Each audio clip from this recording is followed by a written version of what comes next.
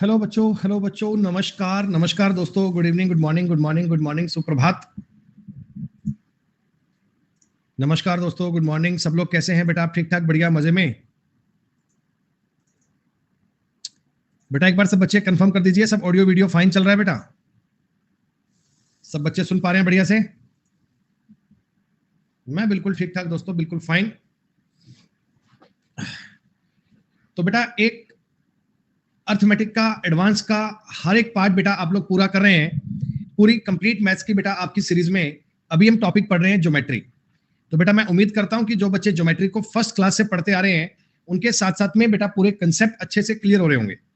देखिए बेटा, अर्थमेटिक और एडवांस का बड़ा फर्क होता है। ये जो ज्योमेट्री टॉपिक है, आप इसको ये नहीं कह सकते कि हमने एक नियम पढ़ लिया तो सारा कुछ पूरा हो जाएगा। नहीं, आपको बेटा बहुत सारी थ्योरम्स हैं, बहुत सारी चीजें हैं जिनको बेटा आपको समझना होगा। प्रैक्टिस इस पर आपकी बहुत सारी जरूरी है, बहुत सारा अभ्यास आपका जरूरी है। कॉन्टिन्यूटी में चीजें बनाना आपके लिए मैंडेटरी है। तो आइए बेटा, अब बहुत टाइम लिए बिना आपको आज की क्लास के शुरू करते हैं। हाँ बेटा, थ्योरम बहुत ज्यादा है और ये आपके पेपर के हिसाब से जरूरी बहुत है, एग्जाम के हिसाब से बेटा जरूरी बहुत है। कल अपने ट्रायंगल बनाने की आपको शर्तें बताई थी कि कब ट्रायंगल बनेगा। फिर उसमें कभी वो कहते हैं भैया एक्यूट एंगल बनाओ, कभी वो कहते हैं ऑब्ट्यूज एंगल बनाओ। तो हम उन सब चीजों को देख देख कर अपने हिसाब से बातें बनाते जाएंगे। क्या हो गया सिद्धार्थ यार, तुम्हें हर बात में दिक्कत ही है यार, क्या करूं?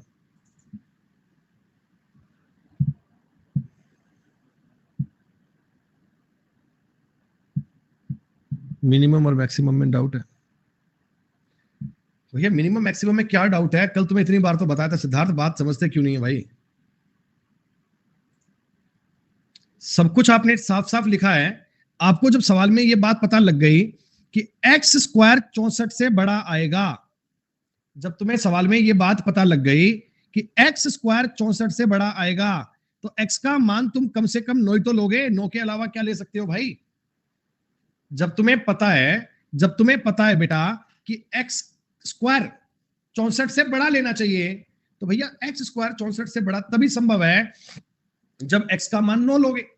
अगर तुम एक्स का मान 8 लोगे तो वो 64 बन जाएगा, वो तो बड़ा हो नहीं पाएगा। तो कम से कम आपको एक्स का मान 9 लेना पड़ेगा। अरे सिद्धार्थ भाई बता, इसमें डाउट क्या है? और यहां मैं तुम्हें कह रहा हूं एक्स स्क्वायर 514 से छोटा है। अगर तुमने गलती से एक्स का मान 23 मान लिया, अगर गलत मान लिया, तो इससे तो आपका काम गलत हो जाएगा। एक्स को तुम 23 कभी मान ही नहीं सकते, एक्स को तुम 23 कभी मान ही नहीं सकते। तो मैक्सिमम से मैक्सिमम क्या मानोगे? बड़े से बड़ा मान क्या मानोगे? बड़े से बड़ा मान 22 मानेंगे। तो एक्स की वैल्यू जो आएगी 9 और 22 के बीच में आएगी, 9 से लेकर 22 तक आ सकती है। टोटल 14 ट्रायंगल पॉसिबल है। अब रिप्लाई नहीं करेगा भाई, मैं पूछ रहा हूं डाउट क्या है। अब कमेंट नहीं करेगा, वैसे बोलेगा मिनिमम क्लियर नहीं है मुझे। चलिए बताइए, कल लास्ट में बेटा आपने जो बातें पढ़ी, लास्ट में जो आपने पॉइंट पढ़े, हमने शायद 40 नंबर तक के सवाल कर लिए थे। हमने शायद 40 नंबर तक के सवाल कर लिए थे।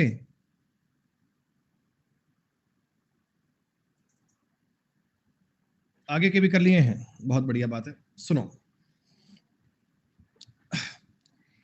ट्रायंगल एबीसी में AB बराबर AC है। देखो कितनी सिंपल जानकारी दी गई। आपको ट्रायंगल बनाकर दिया नहीं गया बेटा, आप लोग ट्रायंगल बनाइए। बढ़िया बात है बेटा, जिन्होंने सारे सवाल कर लिए हैं बहुत अच्छी बात है। ABC ये ट्रायंगल है, BAC 50 है बच्चों, ये वाला एंगल तुमको 50 डिग्री दिया हुआ है, 50 डिग्री।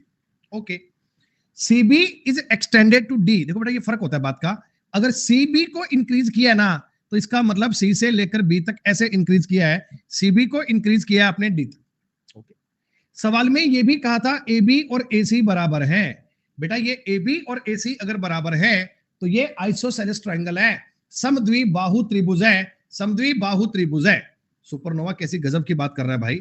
अरे ये वाला एंगल और ये वाला एंगल बराबर आएंगे। ये एंगल 50 है तो इन दोनों का योग 130 आएगा। 130 का मतलब ये भी 65 और ये भी 65 आएगा, दोनों चीजें बराबर होंगी। एंगल डीबीए का मान ज्ञात करना है बेटा। डीबीए का मान 115 डिग्री आएगा, 115 डिग्री आएगा बेटा, 115 आएगा, 115 आंसर आएगा। ऑप्शन में नहीं, कोई बात नहीं, चेक कर लेना। 115 ठीक है, कोई दिक्कत नहीं, कोई दो राय नहीं है बेटा।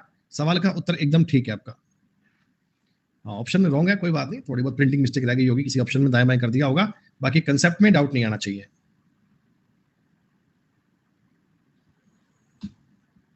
सुनो भाई, अंतः समद्वि भाजक की बात मैंने आपको बताई थी बेटा, ये इंटरनल बाइसेक्टर है, इंटरनल बाइसेक्टर ध्यान से देखना। तो बी एक्स सी का अगर आपको मेजरमेंट चाहिए, क्या बच्चों ये 90, अरे ये वाला एंगल 30 कर लेना, इसमें ये वाला एंगल 30 कर लेना, 30 डिग्री, 30 डिग्री था, ये 30 डिग्री था। तो इसका फॉर्मूला होता है बेटा 90 प्लस a/2। ये आपको सवाल पेपर में बहुत मिलते हैं, ये जानकारियां आपको पेपर में अक्सर दी जाती हैं।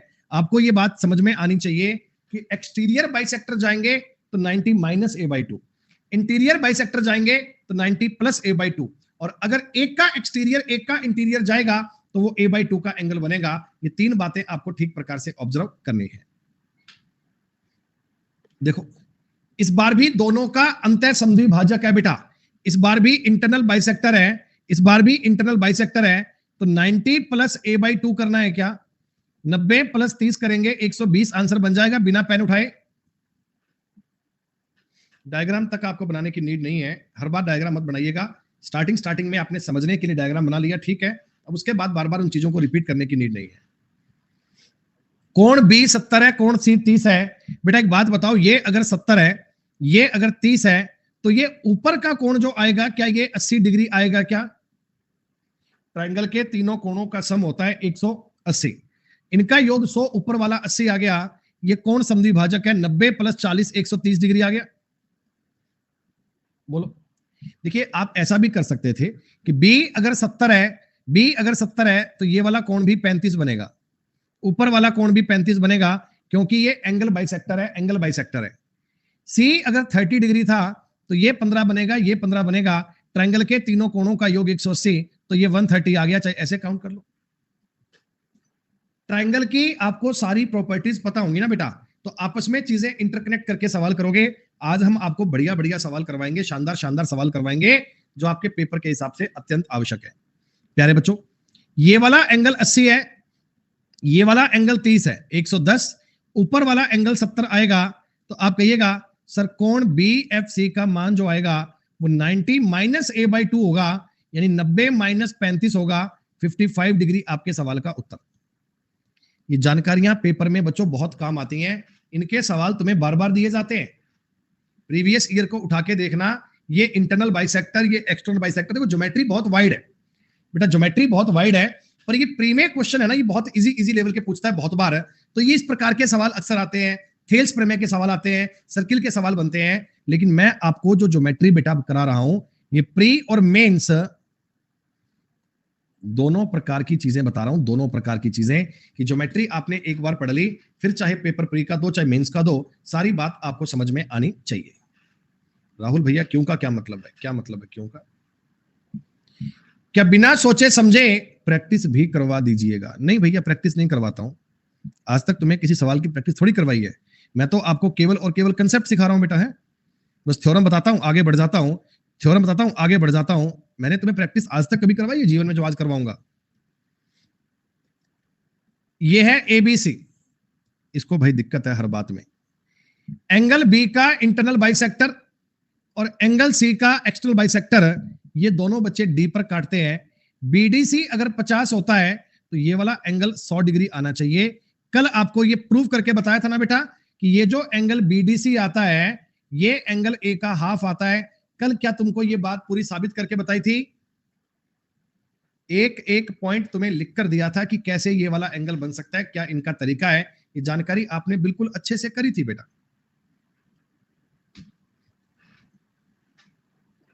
त्रिभुज के सबसे बड़े कोण का मान क्या होगा?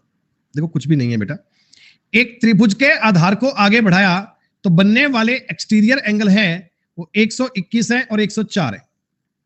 कल मैंने तुमको एक थ्योरम बताई थी, क्या तुम्हें याद है? ये वाला एंगल बन रहा है 121 और ये वाला एंगल बन रहा है 104। ABC, क्या बच्चों आपको पता है 180 प्लस ए का जो मान होगा ना, वो 121 प्लस 104 के बराबर होगा। ये बात तुमको बताई थी राहुल भैया, मैंने सारी दुनिया को ये बताया था कि x प्लस वाई का मान जो होगा वो 180 प्लस ए के बराबर होगा। सिर्फ तुम्हें ये पता है 90 प्लस ए के बराबर होगा, बाकी सब तो 180 जानते हैं दोस्त। ए जो आएगा ये 225 में से 180 घटाओगे 45 डिग्री के इक्वल आना चाहिए। क्या क्या बच्चों इस ए का मेजरमेंट 45 आएगा क्या?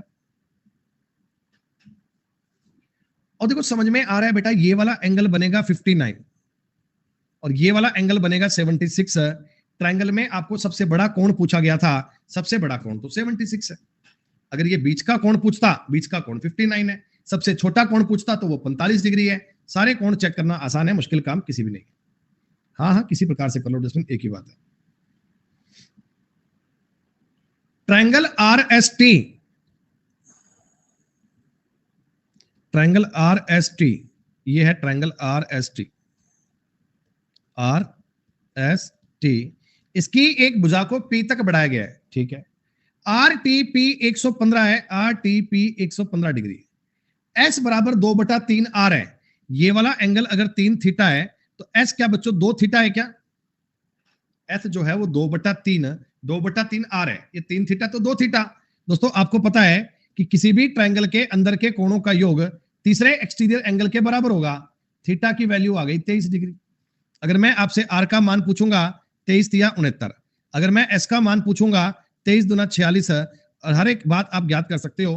ट्रायंगल में चीजों को आपस में इंटरकनेक्ट करना आसान है। ये सारे सवाल तुमने घर पे ट्राई करे भी होंगे। जितना मैंने क्लास में कल समझाया था उसके आधार पर ये सवाल आपके बनने चाहिए थे। एडी कोण सीएबी का समद्विभाजक है। बेटा ये एंगल बाइसेक्टर है। एंगल बाइसेक्टर का मतलब समझ लीजिए, ये एंगल और ये एंगल बनेंगे बराबर। अगर सी पर बनने वाला कोण 34 डिग्री का है तो ये वाला एंगल 17 डिग्री का होगा। बेटा पेन उठाओ के पाप लगेगा, बताओ।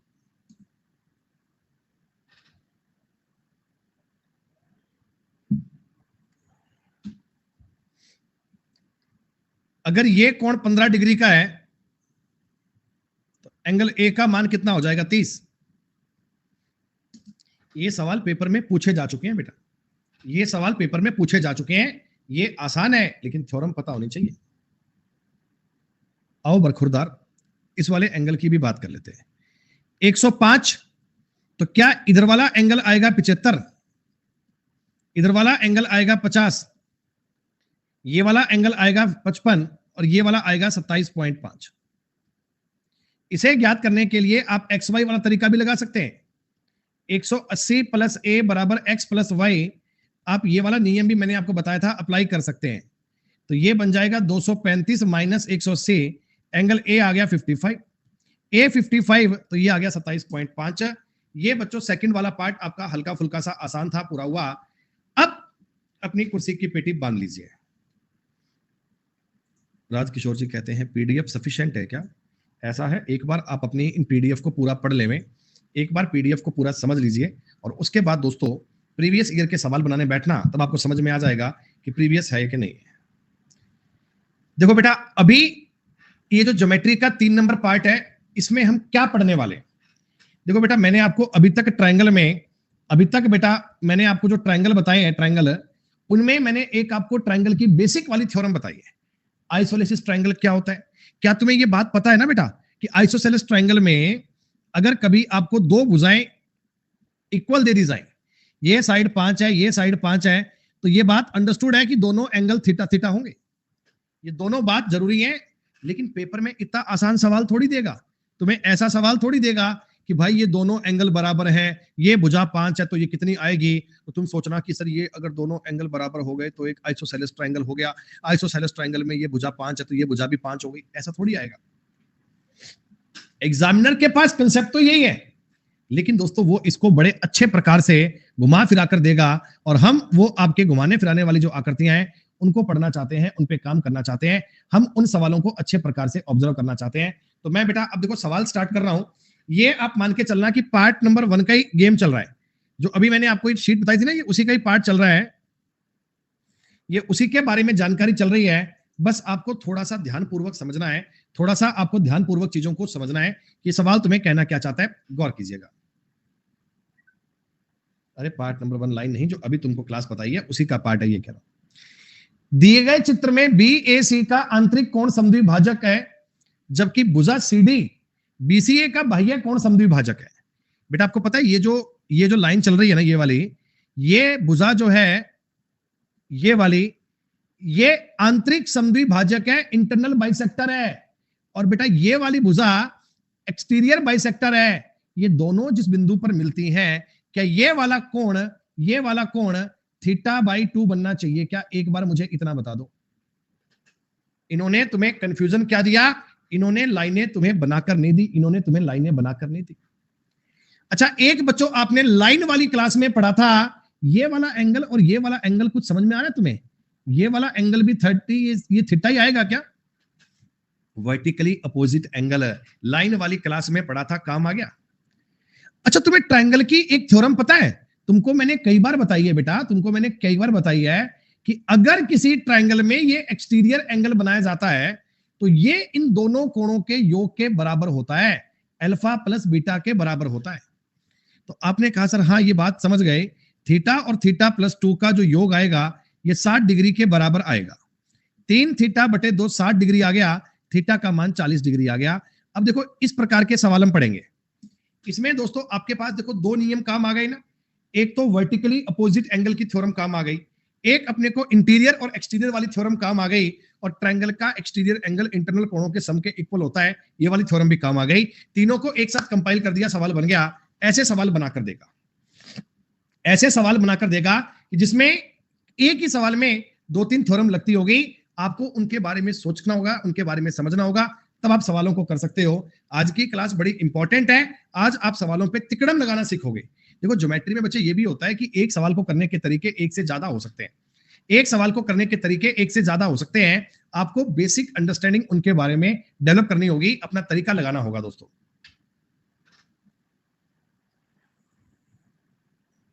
दिक्कत का इलाज होगा गौरव, प्रैक्टिस करो। पहले आप ऊपर दी गई बात को पढ़ो कि सवाल कहना क्या चाहता है। Triangle A C B, sorry angle A C B, बेटा ए सी बी का मतलब ये इतना सा एंगल दे रहा है, ये इतना सा, एक बार इसको थीटा कह रहा हूं। बी ए सी, इसका कोण मैं आपको बेटा अल्फा कह रहा हूं, ये बराबर 80 डिग्री के है। अरे मुझे अलग अलग नहीं पता 30 है कि 50 है, 40 है क्या है, तो आप मुझे ये बताना कि ये वाला एंगल 80 डिग्री का आएगा क्या? बिना कोई पेन उठाए तुमको एग्जामिनर ने कहा था ए सी बी, बी ए सी, इनका जोड़ 80 डिग्री का आएगा, लिख दिया। बी डी ई 35 है, बी डी ई 35 है। सवाल को ढंग से समझना होगा, वो तुम्हें डेटा दे क्या रहा है। बी सी ई 45 है, बी सी ई 45 है। क्या ये तुम्हें कैंची वाली आकृति दिख गई? मैंने तुमको ये बात एक पहले वाली क्लास में बताई थी कि बेटा ये भी एक क्वाड्रिलेटरल है, ये एक चतुर्भुज है, ये एक चतुर्भुज है, और इसमें जो एंगल ई बनेगा, एंगल ई, ये बाकी की तीनों भुजाओं के, तीनों एंगल के योग के बराबर बनेगा। आपने कहा हाँ सर हमें ये बात याद है, 160 डिग्री आपके सवाल का उत्तर बन गई ये बात इसी। और ये बच्चों मैंने आपको पुराने वाली क्लास में प्रूफ करके बताया था कि कैसे कैसे ये आकृति बनती है, कैसे कैसे ये बात बनती है। ये बात आपको मैंने एक्सप्लेन करके बताई थी। गौरव लगता है कि आपने क्लास को आज ही ज्वाइन किया ना, हमारी क्लास को पहली बार ज्वाइन किया आपने क्लास को। हाँ मैं बात से समझ गया, आपके कमेंट देखकर मैं समझ गया कि आपने आज ही ज्वाइन किया।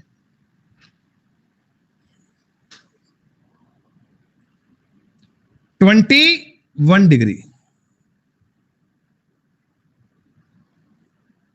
क्या 21 डिग्री आंसर बनेगा? मैंने तुम्हें बता दिया कि उत्तर 21 आएगा। कैसे आएगा वो आप समझें। ये थ्योरम आपने कल की क्लास में करी थी, जरा याद कीजिएगा। ये थ्योरम आपने कल की क्लास में की थी बेटा। एक ट्रायंगल है ए बी सी, एक ट्रायंगल है दोस्तों ए बी सी। थोड़ी आकृति को इस प्रकार से बनाइए कि आपका बी एंगल तुम्हें दिया हुआ है 68, सी एंगल आपको दिया हुआ है 26 degree. Okay, A M perpendicular है, लंबवत है बेटा। और मैंने तुमको बताया, जरा याद है कि परपेंडिकुलर हमेशा बड़े एंगल के पास बनता है, परपेंडिकुलर हमेशा बड़े एंगल के क्लोज बनता है।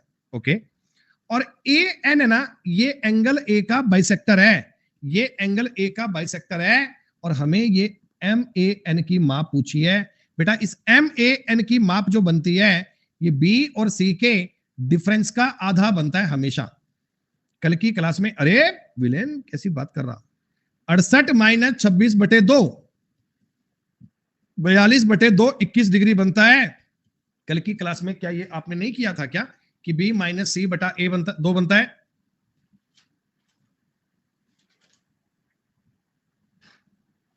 और ये देखो आप लॉजिकल इस चीज को एक्सप्लेन भी कर सकते हो बेटा। हालांकि हमें पेपर में इतना समय खर्च नहीं करना फिर भी आप मुझे एक कॉमन सेंस से बात बताना। ये एंगल 68, ये एंगल 26, तो इस एंगल ए का पूरा पूरा माप कितना आएगा? ये पूरा पूरा जो एंगल ए है, पूरा पूरा एंगल ए, क्या तुम इसका मेजरमेंट ज्ञात कर सकते हो? आपने कहा जी 68 और 20 88 94 86 बनेगा। ठीक है। अच्छा, ट्रायंगल एबीएम को देखो, एबीएम को अगर मैं देखूं ना, तो ये एक राइट एंगल ट्रायंगल बन रहा है। बेटा ये जो ट्रायंगल एबीएम है ना, अगर तुम इसको निहारो तो ये एक राइट एंगल ट्रायंगल बन रहा है, ये एक समकोण त्रिभुज बन रहा है। समकोण त्रिभुज के तीनों कोणों का योग भी 180 होता है। ये वाला एंगल अगर 90 है, ये वाला एंगल अगर 68 है, तो क्या बच्चों इस वाले एंगल का मेजरमेंट 22 डिग्री आना चाहिए क्या? अब मैंने आपको बोला कि जो ए एन है, ए एन ये लाइन है बच्चों, ए एन ये एंगल बाइसेक्टर है, ये कोण के दो भाग कर रहा है, तो ये आधा कोण भी 43, आधा कोण भी 43, 43 में से ये 22, तो ये 21, ये 21 हमने ज्ञात करके बता दिया। लेकिन पेपर में इतना सब करेंगे, समय लगेगा बच्चे, उसमें समय लगेगा। मैंने तुमको डायरेक्ट सवाल पढ़कर उत्तर देना बता दिया था कि 68 और 26 का डिफरेंस लेकर आपको 68 और 26 का डिफरेंस लेके 2 से भाग करना है, और कुछ करने वाली बात नहीं है। सब बच्चों को 3 नंबर सवाल समझ में आया?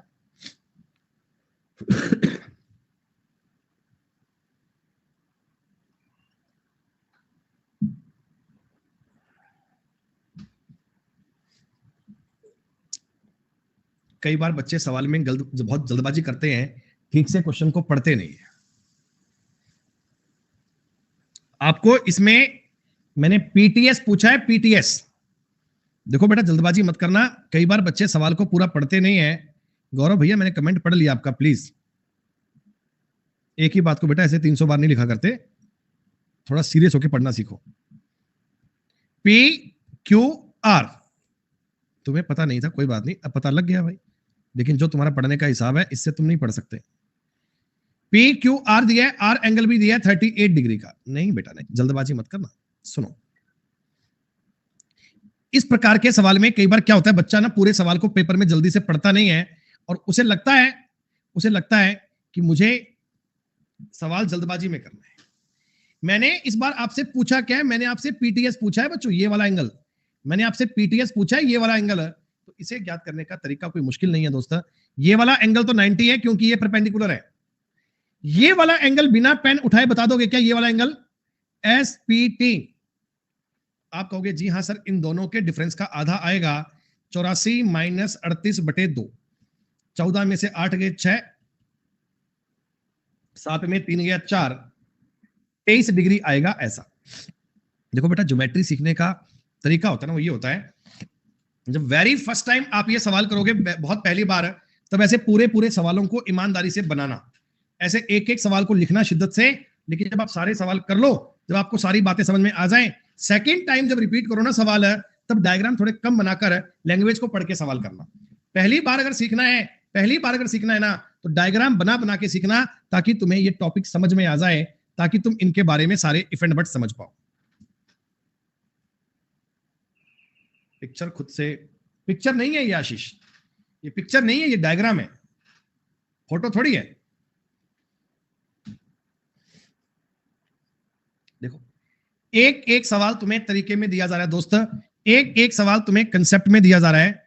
क्यों एंगल आर से बड़ा है, ये बात बनानी अच्छी बात है, ये बात इनको बतानी चाहिए। आपको एग्जामिनर ने पेपर में सवाल दिया, ये बात बना कर दी, तो आप भी थोड़ा तरीके में बात को समझ लिया करें। एग्जाम का टेस्ट क्या है समझ लिया करें। जो परपेंडिकुलर बनेगा ना, नहीं, अरे अफरीदा कैसी बात कर रही हो बेटा, कैसी बात कर रही हो? परपेंडिकुलर हमेशा बड़े एंगल की तरफ बनता है, रे बड़े एंगल की तरफ बनता है, परपेंडिकुलर बड़े एंगल की तरफ बनता है। और आप कॉमन सेंस से बनाकर देख लो ना, इसको रटा मत करो, चीजों को रटा मत करो। ये और ये एंगल इतना मैंने मान लिया। एक बात बताओ, तुम्हें दिख रहा है ना बेटा, ये एंगल काफी बड़ा है और ये एंगल काफी छोटा सा है, दिख रहा है ना?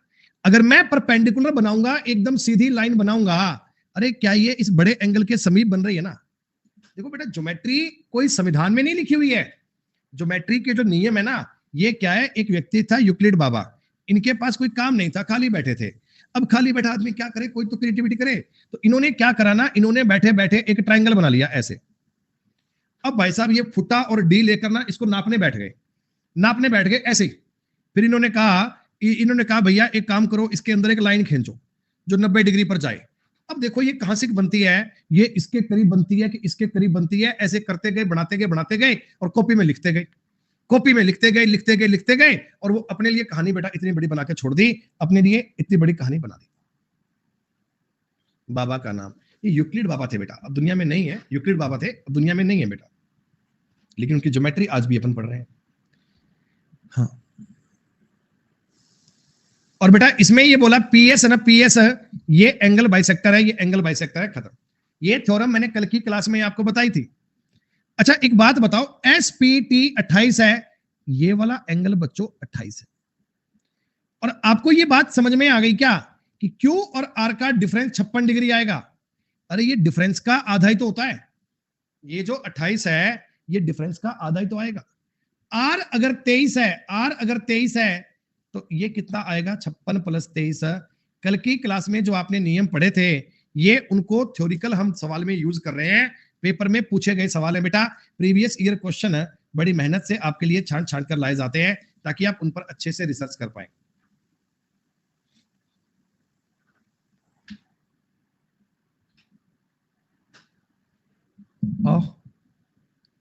कितना आसान ये सवाल है।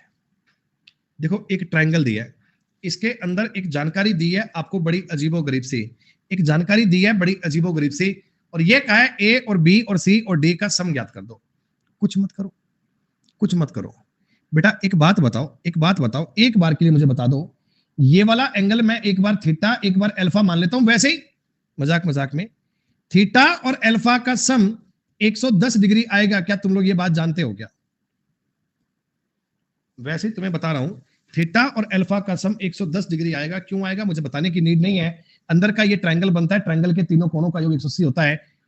अच्छा एक बात बताना बेटा, यहां से मुझे एक बात समझ में आई, angle A plus D plus theta, इधर से B plus C plus alpha, क्या इन दोनों का योग 360 आएगा? ये भी 180, ये भी 180, 360। अच्छा इसमें से थीटा और अल्फा तो तुम्हें पता है, बाकी बच गए ए बी सी डी। ये थीटा और अल्फा तो 110 होते हैं, आपके सवाल का उत्तर आ गया 250 डिग्री। बस इतनी छोटी सी बात है। सवाल को समझना चाहिए बेटा, सवाल तुमसे कहना क्या चाहता है, कंसेप्ट आपको समझना चाहिए। सवाल टफ नहीं था, पर ज्योमेट्री की बेसिक वाली थ्योरम चल रही है, अभी तो बड़ी बड़ी चीजें आई भी नहीं है। सवालों में बेटा मजा तब आ जाता है जब ज्योमेट्री और ट्रिग्नोमेट्री मिलकर सवाल बन जाते हैं, तब बेटा बात बन जाती है। ये तो बेसिक ही चल रहा है आपका, जो ये मंथ चल रहा है ना अभी सितंबर में हम केवल ट्रायंगल पढ़ेंगे। सितंबर में केवल ट्रायंगल को निचोड़ा जाएगा, पूरी कहानियां ट्रायंगल की पूरे सितंबर भर चलेंगी, चिंता मत करना, इतना ट्रायंगल तुम्हें करवाया जाएगा, डरने की बात ही नहीं है। चीजें तुम्हें अब देखो बेटा, अब तुम्हारी कहानी, अब तुम्हारा लॉजिक समझ में आएगा, अब तुम्हें बहुत बढ़िया प्रकार की बात समझनी है। ट्रायंगल से क्वेश्चन बहुत आते हैं, सर्किल से बहुत आते हैं, ये बहुत बढ़िया बात है। सुनो, एक बार के लिए चीजों को समझने का प्रयास कीजिए, एक बार के लिए कंसेप्ट को समझने का प्रयास करना।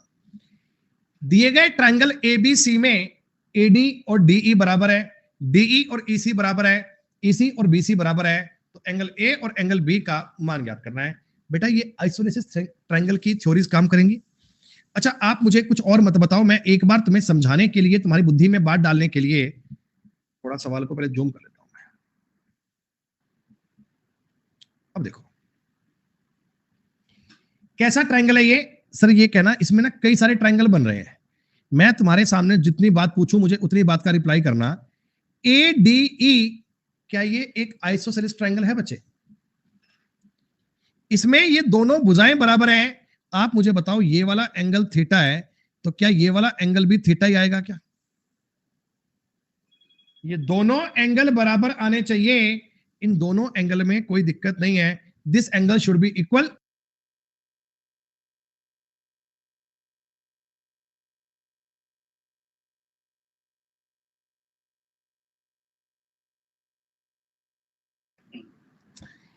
आपने ये समझा कि ये थीटा थीटा हो गया।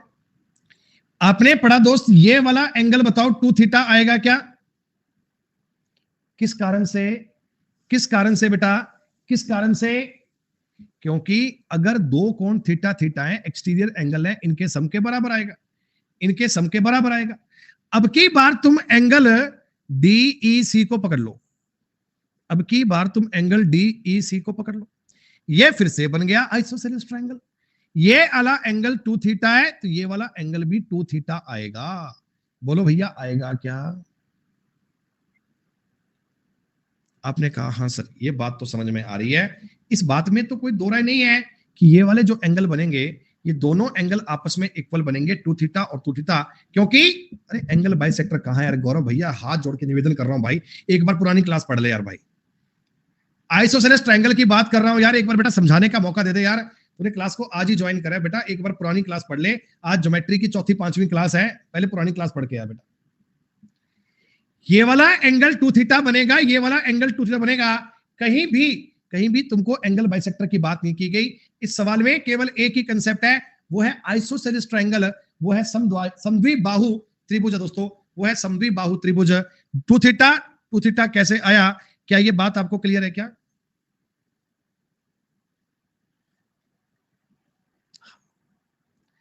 अच्छा एक बात मुझे और बता दीजिए बेटा, एक बात मुझे और बता दीजिए, जो ये वाला एंगल आएगा, कलर मैं इसका अलग ले आता हूं, ये वाला एंगल, ये वाला एंगल, ये वाला एंगल 3 थीटा के इक्वल आएगा क्या?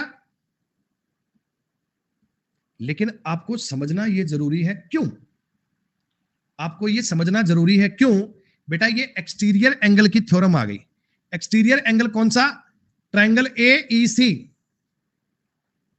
तुम बड़े वाले ट्रायंगल AEC को निहारो। क्या ये जो E एंगल है, अरे बाकी के दो कोणों का योग होगा, ये एंगल 2 थीटा, ये थीटा, तो ये 3 थीटा आ गया। हाँ सर। और ये अब अगेन आइसोसेलेस ट्रायंगल बन गया, ये 3 थीटा तो ये भी 3 थीटा हो गया। सवाल में तुमको यही पूछा गया था कि भैया एंगल A और एंगल B का अनुपात ज्ञात कर दीजिए। 1:3 आंसर बन गया। बात समझ में आनी चाहिए, समझ में आई क्या? तुम्हें देखो तिकड़म लगानी है, यहां से मैंने ये एंगल ज्ञात कर लिया, इससे मैंने ये ज्ञात कर लिया, फिर मैंने इन दोनों को जोड़ लिया, तो थ्योरम्स को अप्लाई करना है। कल हमने थ्योरम पढ़ी थी, आज उन थ्योरम को यूज कर रहे हैं, इन थ्योरम को यूज कर रहे हैं, कैसे कैसे अप्लाई करना है। डायरेक्ट एक सवाल नहीं बनेगा कि भाई साहब आपने लगा दिया आंसर आ गया, नहीं, इससे ये निकालो, इससे ये निकालो। तो कनेक्टिंग करने की आर्ट आनी चाहिए, कनेक्टिंग करने की आर्ट आनी चाहिए, कनेक्टिंग करने की वैल्यू आपको आनी चाहिए। सर इसमें एंगल पुट कर सकते हैं क्या? हाँ कर लो, कोई दिक्कत नहीं है।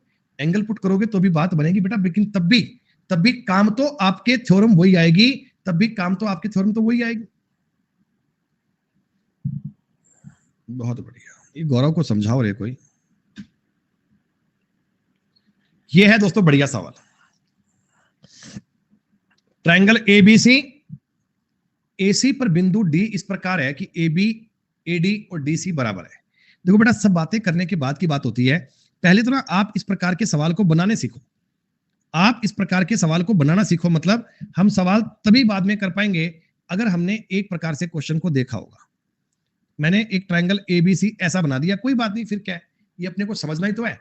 हम जब पेपर में जाएंगे, हमारे सामने सवाल आएगा, तो हमें एटलीस्ट ये पता होना चाहिए कि कहना क्या चाहता है। डायग्राम को देखने का प्रयास करेंगे।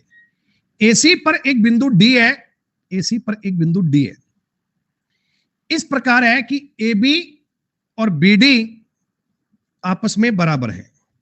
बेटा ये AB है और ये BD है, ये आपस में बराबर है, और BD DC के बराबर है, ये वाली बात भी बराबर है। BAD ये वाला एंगल 70 डिग्री है। तो आप जरा मुझे ध्यान दीजिएगा, क्या एंगल BAD एक आइसोसेलेस ट्रायंगल है? क्या ये वाला एंगल भी 70 बनेगा क्या? 70 70 140, क्या ऊपर वाला एंगल 40 बन जाएगा क्या? सर ये वाला एंगल 70 है, इधर वाला एंगल 110 बनेगा। ये 110 और ये भी एक आइसोसेलेस ट्रायंगल है, ये दोनों बराबर बनेंगे, 35 35 बनेंगे सर। ये 40 और ये 35 जोड़कर 75 आ गया। इसे कहते हैं ज्योमेट्री। क्या आप लोग भी सवाल बना पा रहे हो क्या? मैं तुम्हें जो आज सवाल करवा रहा हूं, उनमें एक तो अपन एंगल बाइसेक्टर पर जो सवाल बन सकते हैं वो सारे करेंगे, एक ये आइसोसेलेस ट्रायंगल पे जो बातें बन सकती हैं वो सारी करेंगे, मतलब इन पे थ्योरम पर पढ़ेंगे ऐसे ही बेटा। एक क्लास में थोड़ा बहुत थ्योरम को पढ़ लेंगे, फिर उस पर डिपेंड सवाल करेंगे, फिर एक थ्योरम को पढ़ लेंगे, फिर उस पर बेस सवाल करेंगे। कई बच्चे कहते हैं सर कम समझ में आता है। देखो भैया ऐसा है, ये ज्योमेट्री जो ऐसे सब्जेक्ट होते हैं ना बेटा, ये सिलेक्शन होगा कि नहीं होगा ये कंफर्म करते हैं। आपको पता है मैथ्स में जो तुम मेंस का पेपर दोगे, मेंस का 100 में से 12-15 सवाल ज्योमेट्री के आते हैं बेटा। 12-15 सवाल कम थोड़ी होते हैं। 12-15 सवाल अगर एक टॉपिक के आते हैं तो भैया वैल्यू कितनी है आपको समझ में आनी चाहिए।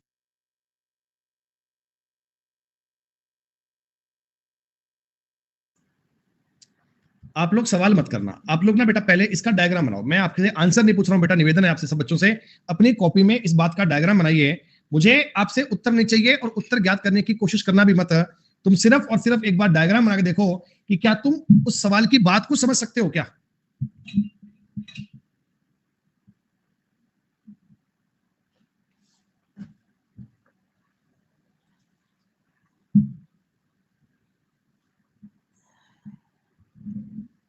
ये ट्रायंगल पी क्यू आर है, पी क्यू आर। अरे ये सब में Q Q T T O R Q T T Q R, सब में बेटा क्यू ही होगा, ओ तो कहीं है ही नहीं सवाल में। ये कई बार क्या होता है हम जो टाइपिस्ट को सवाल लिख के दिया करते हैं ना, तो उसमें ओ और क्यू उसको कई बार सेम लग जाते हैं, कोई बड़ी बात नहीं है। चलो कोई बात नहीं, हुआ है नहीं वो देखते। एक ट्रायंगल है बच्चों पी क्यू आर, ऐसे ही आइडिया से एक ट्रायंगल बना लिया करो, जैसे मर्जी बना लो, कोई बात नहीं। P Q R, QT perpendicular है पी आर पर। परपेंडिकुलर का मतलब तो आप समझते ही हो, 90 डिग्री का एंगल बना रहा है ये क्यूटी। इधर भी 90 है तो इधर भी 90 होगा, बताने की नीड नहीं है, ये बात अंडरस्टूड है। अच्छा एस क्यू आर पर एक बिंदु है, ध्यान देना भैया, इस लाइन पर एक बिंदु है एस। इस प्रकार है कि पी एस क्यू, अच्छा पी एस क्यू, ये पी एस क्यू जो ये वाला एंगल है ना, ये वाला एंगल ये पी डिग्री का है। टी क्यू आर 46 है, टी क्यू आर 46 है, ये वाला एंगल 46 है। एस पी आर 32 है, एस पी आर ये नीचे वाला एंगल है ना, इस साइड वाला ये 32 है। तो आपको पी का मान ज्ञात करना है, आपको पी का मान ज्ञात करना है। तुम्हें सवाल की थोड़ी तिकड़म समझ में आ रही है? आप कहोगे हाँ सर बिल्कुल समझ में आ रही है। अगर मैं एक बार के लिए राइट एंगल ट्रायंगल क्यूटीआर को देखूं, क्यूटीआर को अगर मैं देखूं बेटा, तो क्या ये वाला एंगल तुम कह सकते हो क्या 44 डिग्री का आएगा? हाँ वर्टिकली से भी बन जाएगा, उसमें भी दिक्कत नहीं है, उसमें भी दिक्कत नहीं है दोस्तों, उसमें भी दिक्कत नहीं है, उसमें भी हो जाएगा। ये एंगल 46, ये एंगल 44 और ये 90, ट्रायंगल के तीनों कोणों का सम 180 डिग्री होता है। इस थ्योरम से आपने आर का मान ज्ञात कर लिया, इस थ्योरम से बेटा आपने आर का मान ज्ञात कर लिया। आपने कहा जी हाँ सर कोई दिक्कत नहीं है, बच्चे बच्चे को ये बात पता है, बच्चे बच्चे को ये बात क्लियर है, हमने उत्तर ज्ञात कर लिया। अब क्या करें सर? ये जो एक्सटीरियर एंगल है, क्या ट्रायंगल पी आर एस का ये एक्सटीरियर है क्या? अरे ये जो एंगल है ये वाला, क्या इस वाले ट्रायंगल का एक्सटीरियर है क्या? आपने कहा जी हाँ। तो एंगल पी का मान कितना आ गया? तो आपने कहा जी 32 + 44 कर दीजिए, उत्तर आ गया 76। ऐसे सवाल पेपर में आते हैं, लोग बाग छोड़ कर आ जाते हैं, कहते हैं ज्योमेट्री बहुत टफ आई थी, जबकि टफ थोड़ी है। अच्छा एक तरीका और गौर करते हैं बेटा, ये वाला एंगल तुम जानते हो कितना होगा? ये वाला एंगल, ये वाला, ये भी तो एक ट्रायंगल, छोटा सा ट्रायंगल चिन्ह सा, तो 32 है, ये 90 है, आप कहना जी ये वाला एंगल 58 हो गया सर। ये 58 तो ये भी 58, वर्टिकली अपोजिट का नियम लगा दीजिए। एंगल पी कितना आएगा? तो आप कहना जी 180 - 46 + 58। कितनी आसानी से उत्तर ज्ञात होते हैं। 8 6 14 का 1, 5 और 5 10, तब भी बताओ उत्तर 76 डिग्री आ गया। सर ये वाला करेक्ट है कि ये करेक्ट है? दोनों करेक्ट है बेटा, जो तुम्हारे दिमाग में आ जाए आप पहले उससे कर लीजिए। सारी थ्योरम पता होंगी ना, अभी तो आपने ज्योमेट्री पढ़ी है 10%, जब ज्योमेट्री आपको सारी थ्योरम पता होंगी ना, तो तुम चीजों को आपस में इंटरकनेक्ट कर पाओगे, तुम चीजों को आपस में इंटरकनेक्ट कर पाओगे, फिर तुम्हें सवाल ज्ञात करने में दिक्कत ही नहीं आएगी दोस्तों। आसान बात।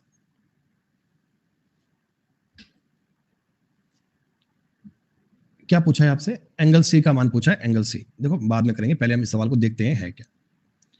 एडी बराबर है बीडी के और ये बराबर है एसी के, ठीक है।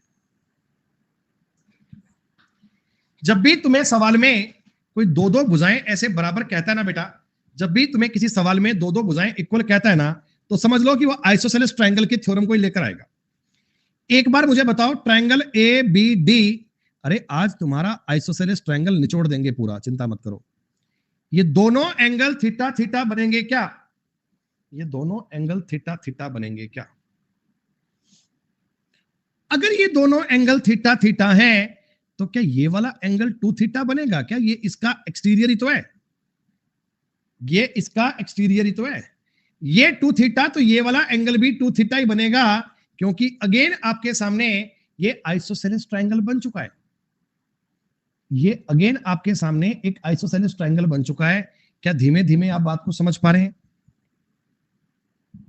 बहुत बढ़िया दोस्तों, ये पूरा जो ये इतना बड़ा एक एंगल है, ये वाला ट्रायंगल है, ये वाला, इसका एक्सटीरियर एंगल 108 जा रहा है क्या? अरे इसका एक्सटीरियर एंगल 108 जा रहा है ना। 3 थीटा बराबर 108 है, थीटा का मतलब आ गया 36 डिग्री।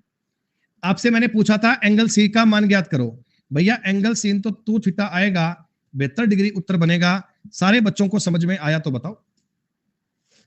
जो बच्चे पहली बार ज्योमेट्री पढ़ रहे हैं, वेरी फर्स्ट टाइम, बहुत पहली बार इन चीजों को बना रहे हैं, उनके कंसेप्ट में क्लियरिटी आनी चाहिए। और ये बेटा एक बार करने से नहीं होगा। अगर आपने आज ये सवाल कर लिए लेकिन ए पर नहीं समझे, ए पर माना है थीटा मैंने भाई, ए पर थीटा एंगल माना है, ये थीटा तो नीचे वाला थीटा। आइसोसेलेस ट्रायंगल जब भी बनेगा, दो भुजाएं अगर इक्वल दी गई है ना, तो आप इस एंगल को थीटा, इसको थीटा मान सकते हो। ये बाहर वाला एंगल टू थीटा होगा, ये थ्योरम काम करती है।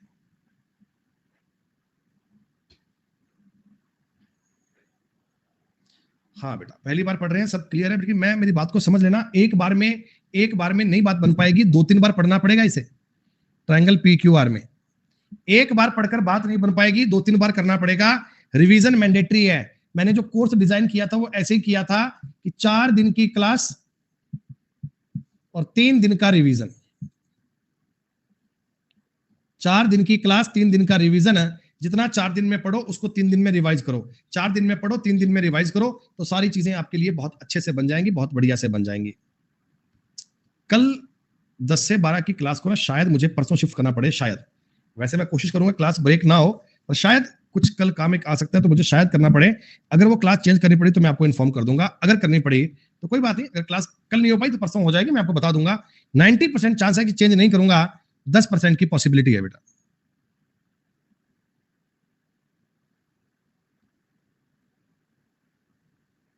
एक कोई रिलेटिव है, उनका कल ऑपरेशन होना है यहाँ पे, तो वो ऑपरेशन अगर 12 बजे के बाद डॉक्टर ने टाइम दिया, डॉक्टर मोस्टली 12 बजे के बाद ही ऑपरेशन होते हैं, तो मैं फिर 12 बजे के बाद वहां जाऊंगा। और अगर 12 बजे से पहले ही जाना पड़ा तो फिर अलग बात है, तो मैं बता दूंगा आपको। ट्रायंगल पी क्यू आर में क्यू आर को बिंदु एस तक इस प्रकार इंक्रीज किया गया है कि आर एस है ना, आर एस पी आर के बराबर है। समझो बेटा, ऐसे साइन लगा लिया करो, साइन लगा लिया करो। ये दोनों लाइन आपस में बराबर है, इसका मतलब ये एक आइसोसेलेस ट्रायंगल की बात बनेगी। अगर मैं तुम्हें एक बार इस लाइन को मिला दूं ना, तो आप समझ लेना कि P R S isosceles triangle है। आइसोसेलेस का मतलब होता है समद्विबाहु। क्यू पी एस 110 है बेटा, ये पूरा एंगल क्यू पी एस, ये पूरा एंगल 110 डिग्री का है, ध्यान दीजिए। पी आर क्यू 70 है बेटा, पी आर क्यू 70 है। चिंता मत करना, मुझे इतना बता दो, अगर ये एंगल 70 है तो बिना पेन उठाए कह दोगे ये दोनों 35-35 के आने चाहिए क्या? हाँ सर। और अगर ये 75 है, सॉरी 35 है, तो ये 75 बनेगा क्या? अरे वाह, 70 45 135 सर, ये 35 डिग्री आ गया। आप कैसे भी कर लीजिए, वैसे भी कर सकती हो कि अगर ये 35 है, ये 110 है, तो ये हो गया 145, 145 और ये हो गया 35, आपका एंगल सी भी काउंट हो गया। मैं तो तुम्हें सारे सवाल करवा रहा हूं भाई, ताकि तुम्हें कभी किसी को पूछने की नौबत ही ना पड़े। क्या कह रहा सवाल, गौर करते हैं। ए बी सी एक समद्विबाहु त्रिभुज है। अरे दोस्तों, समद्विबाहु का मतलब ये आइसोसेलेस ट्रायंगल है। ए बी और ए सी बराबर है, ये बात आपको एग्जामिनर ने बता दी है। ए बी और ए सी बराबर है, ये लाइन ए बी और ये लाइन जो ए सी, पूरी लाइन, माफ कीजिएगा, ए बी और ए सी बराबर है ना, ए बी और ए सी, ए बी और ए सी बराबर है, बी सी नहीं है बेटा, नीचे वाली लाइन है। ए बी और ए सी आपस में क्या है, बराबर है। ठीक है, कोई बात नहीं भाई, कोई बात नहीं। एडी कोण बीएडी का समद्विभाजक है, बीएडी का, एडी कोण बीएसी का समद्विभाजक है, बीएसी का। जो एडी है ना, एडी वो कोण बीएसी का समद्विभाजक है, बीएसी का। बीएडी तो खुद ही लाइन है बेचारी। एंगल बी का मान ज्ञात कीजिए, एंगल बी मतलब तुम्हें 4 अल्फा का मान ज्ञात करना है क्या? बीटा का मान ज्ञात करना है। यार ये लिखने में बड़ी गलती हो रही है, बीटा और बी को, मुझे इस बीटा का मान ज्ञात करना है। कुछ दिया थोड़ी है मेजरमेंट, कोई नहीं दिया। सुनो,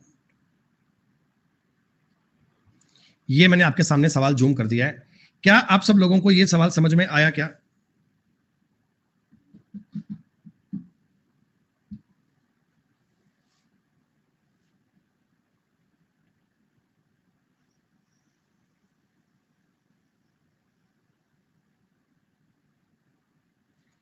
ए बी और बी सी बराबर होंगे बेटा, क्योंकि ऐसे तो सवाल बनेगा ही नहीं। ये तो सवाल बनेगा ही नहीं। ए बी और बी सी बराबर होंगे तो 4 अल्फा ये हो गया, ये ज्ञात करेंगे, बात बन नहीं पाएगी। ए बी और बी सी तो दिया ना, तो मैंने गलत लिख दिया था क्या? ए बी और बी सी दिए, मैंने गलत लिख दिया क्या? नालायक को, तुमने बताया भी नहीं। मैंने जाने अनजाने में गलत कर दिया, आपने बताया भी तो नहीं। तुमने बताया था तो मैंने तुम्हारी बात सुनी नहीं होगी दोस्त। चलो कोई बात नहीं।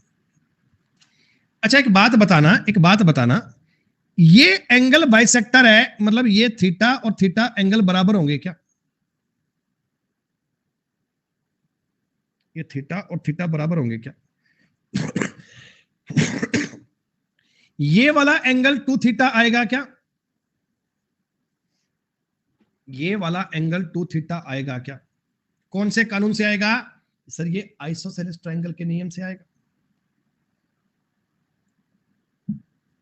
दोस्तों काम हो गया। काम क्या हो गया? देखो इसमें ना मेरे को मेजरमेंट एक भी नहीं पता, कोई बात नहीं, फिर क्या हो गया? ट्रायंगल एबीसी के तीनों कोणों का सम 180 आएगा। Alpha plus 3 alpha plus 4 theta, ये 180 डिग्री आएगा। अल्फा प्लस थीटा का मान 180/4 यानी कि 45 डिग्री आएगा। अल्फा प्लस थीटा जो है, अल्फा प्लस थीटा बेटा, इसका मान 45 डिग्री आएगा। और ये बीटा कोण एक्चुअल में है क्या? अरे बीटा कोण एक्चुअल में है क्या बेटा? ये जो कोण है ना, ये इस पॉइंट को मैं एक बार अगर ओ नाम दे देता हूं, ओ, ये ए ओ बी का एक्सटीरियर एंगल है, एक्सटीरियर एंगल है। तो बीटा कोण जो आएगा वो थीटा और अल्फा के सम के बराबर ही तो आएगा। अरे ये जो कोण आएगा बेटा, ये इस वाले ट्रायंगल का, अरे इस वाले ट्रायंगल की बात कर रहा हूं, इस वाले ट्रायंगल की। अपनी सुविधा के हिसाब से आप ट्रायंगल देख लिया करो बेटा। इस ट्रायंगल का ये एक्सटीरियर एंगल है, इस एंगल का ये एक्सटीरियर एंगल है। तो आपने कहा सर ये अगर इनका जोड़ 45 है तो बीटा भी 45 आ गया। 45 आपके सवाल का उत्तर बन गया। थोड़ी थोड़ी बात समझ में आ रही है, 100% नहीं आ रहा कोई बात नहीं, 50-60 आएगा तो भी काम चलेगा, 50-60 आएगा तो भी काम चलेगा। सुमन जी आप जब से क्लास स्टार्ट हुई है एक ही बात कह रहे हैं कि नहीं समझ में आ रहा, नहीं समझ में आ रहा, नहीं समझ में आ रहा। तो कैसे समझ में आएगा ये बता दो एक बार।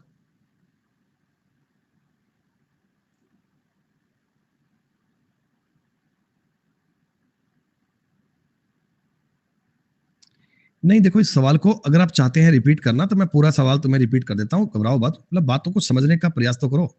सुमन जी इतना भी जिद मत करो हर सवाल पे कि नहीं समझ में आ रहा है, मुझे तो नहीं समझ में आ रहा बेटा, फिर कैसे काम चलेगा ऐसे।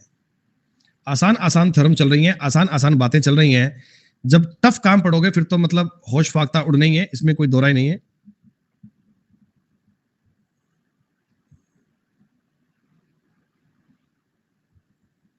तुम लोग एक बात जानते हो, बड़ी छोटी सी, बड़ी प्यारी सी, बड़ी ठंडी सी बात जानते हो, एडी एंगल बाइसेक्टर था तो ये एंगल थीटा और ये एंगल भी थीटा बनेगा।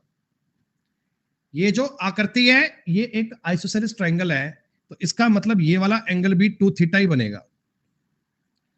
ट्रायंगल ए बी सी तीनों कोणों का सम 180 डिग्री आता है। ट्रायंगल ए बी सी के तीनों कोणों का सम 180 डिग्री आता है, तो इनका सम हो गया 4 अल्फा प्लस 4 थीटा, ये 180 के बराबर है। तो अल्फा और थीटा की वैल्यू आ गई 45। इसका मतलब अगर मैं ट्रायंगल बी ए ओ की बात करूं तो ये इसका एक्सटीरियर एंगल है, एक्सटीरियर, एक्सटीरियर एंगल अंदर के दोनों कोणों के सम के बराबर होता है, तो आप कहिएगा दोस्तों ये वाला एंगल 45 डिग्री के इक्वल ही आएगा, 45 डिग्री के इक्वल ही आएगा। देखो मेरी बात एक और समझना, तुम्हें एक बात पता लग गई कि थीटा और अल्फा का योग है ना वो 45 आएगा, थीटा और अल्फा का योग 45 आएगा। तो कुछ मान लो, कुछ भी मान लो, मैं अल्फा को 25 मान लो, इसको 20 मान लो, क्या फर्क पड़ता है?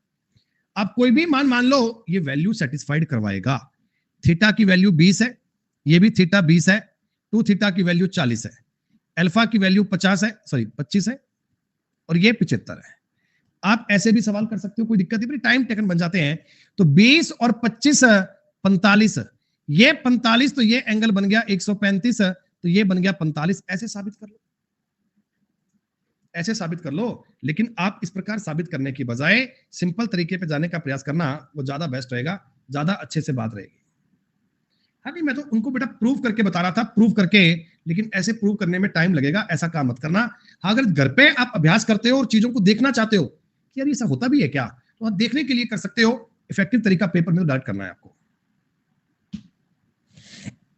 5 मिनट का ब्रेक लेते हैं, ब्रेक के बाद ये सवाल करेंगे। आप लोगों से निवेदन है कि इस सवाल को ट्राई करते रहिएगा, बात करते रहिएगा। जिनको लगता है कि जीरो मानना है वो जीरो मान लो बेटा, मुझे फर्क नहीं पड़ता। मैं तो आपको सिखाने का प्रयास कर रहा हूँ गौरव, तुम्हें करना ही नहीं है भाई तो तुम्हारी इच्छा है, मेरा विचार नहीं है। 5 मिनट के बाद मिलते हैं दोस्तों।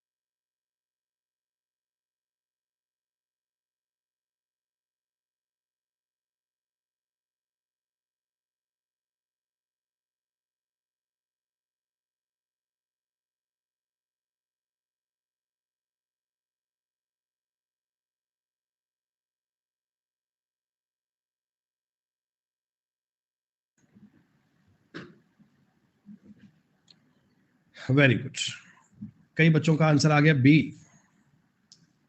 क्या बी आंसर आया? क्या वैसे ही तुम्हें लग रहा है कि बी आ सकता है? सर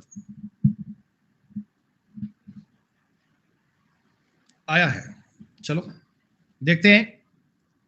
चित्र में पी क्यू आर एक आइसोसेलेस ट्रायंगल है, पी क्यू आर एक समद्विबाहु त्रिभुज है। ओके, पी क्यू और पी आर बराबर है, ये साइड और ये साइड बराबर है, पी क्यू और पी आर बराबर है।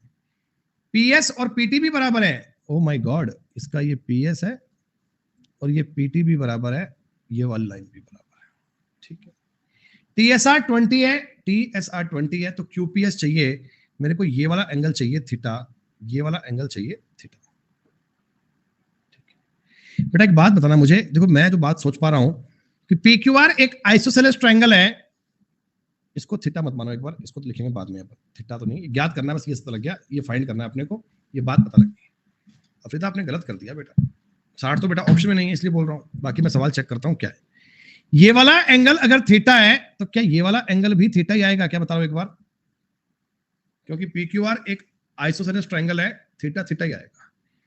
किसी भी ट्रायंगल का जो एक्सटीरियर एंगल बनता है वो इंटीरियर एंगल के सम के बराबर बनता है, ये एंगल थीटा प्लस 20 बनेगा क्या, ये थीटा है, ये 20 है।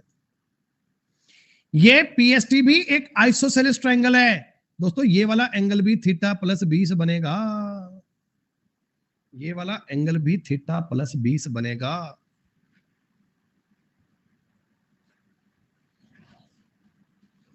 आपने कहा सर हाँ, चीजें बड़ी आपस में इजी प्रकार से कंफर्म हो रही है। एक बात बताना, अगर मैं तुम्हें बिना कंफ्यूज करे सवाल का उत्तर देना चाहूं बेटा, जितना बात तुमको मैं बोल रहा हूं उतनी बात को देखना सीखो, ज्योमेट्री का मतलब है सवाल को देखना सीखो। PQS ऐसा कुछ है, ये एंगल थीटा है, ये जो पूरा एंगल बना ये थीटा प्लस 40 बन रहा है क्या, ये पूरा एंगल, ओ हो, तो इसका मतलब ये ऊपर वाला एंगल 40 डिग्री होगा। एक्सटीरियर एंगल जो है बेटा वो इंटीरियर एंगल के सम के बराबर होता है, तो ये अगर 40 है तो वो भी 40 बनेगा। जब भुजाएं बराबर दी जाती हैं तो आइसोसेलेस ट्रायंगल की बात की जाती है, ट्रायंगल देखना आना चाहिए। इक्का है भाई, इक्का है, दिए गए चित्र में भुजा QS है ना, ये बाह्य कोण समद्विभाजक है। पहले तुम्हें ये पता होना चाहिए कि बाह्य कोण समद्विभाजक क्या होता है दोस्तों। ये अगर आपके सामने लाइन जा रही है ना तो ये बाह्य कोण समद्विभाजक था, यानी ये एंगल थीटा और ये एंगल थीटा आपस में बराबर थे। क्या मैं तुमको बाह्य कोण समद्विभाजक ये बताया करता हूं बेटा, अरे बाह्य कोण ये बात हमको बताइए बेटा, मैंने मानी नहीं है, सवाल में दिया है कि ये एक्सटर्नल एंगल बाइसेक्टर है, तो ये दोनों एंगल थीटा थीटा लिखने जरूरी है, ये बात काम आएगी अपने। अच्छा आगे क्या है, भुजा QS, ठीक है, PQ और RS बराबर है, PQ RS बराबर है दोस्तों, PQ है और RS है ना, ये आपस में बराबर है, कोई बात नहीं, कोई बात नहीं। अच्छा एक बात मुझे ऐसा बता दो यार, मैं इसको थीटा थीटा की बजाय मैं ये कह दूं क्या कि ये अगर 3 अल्फा है, ये अल्फा है, तो ये पूरा एंगल 4 अल्फा बनेगा, ये पूरा एंगल 4 अल्फा बनेगा, तो ये वाला भी 2 अल्फा हो गया, ये वाला भी 2 अल्फा हो गया, ऐसे बोल दूं।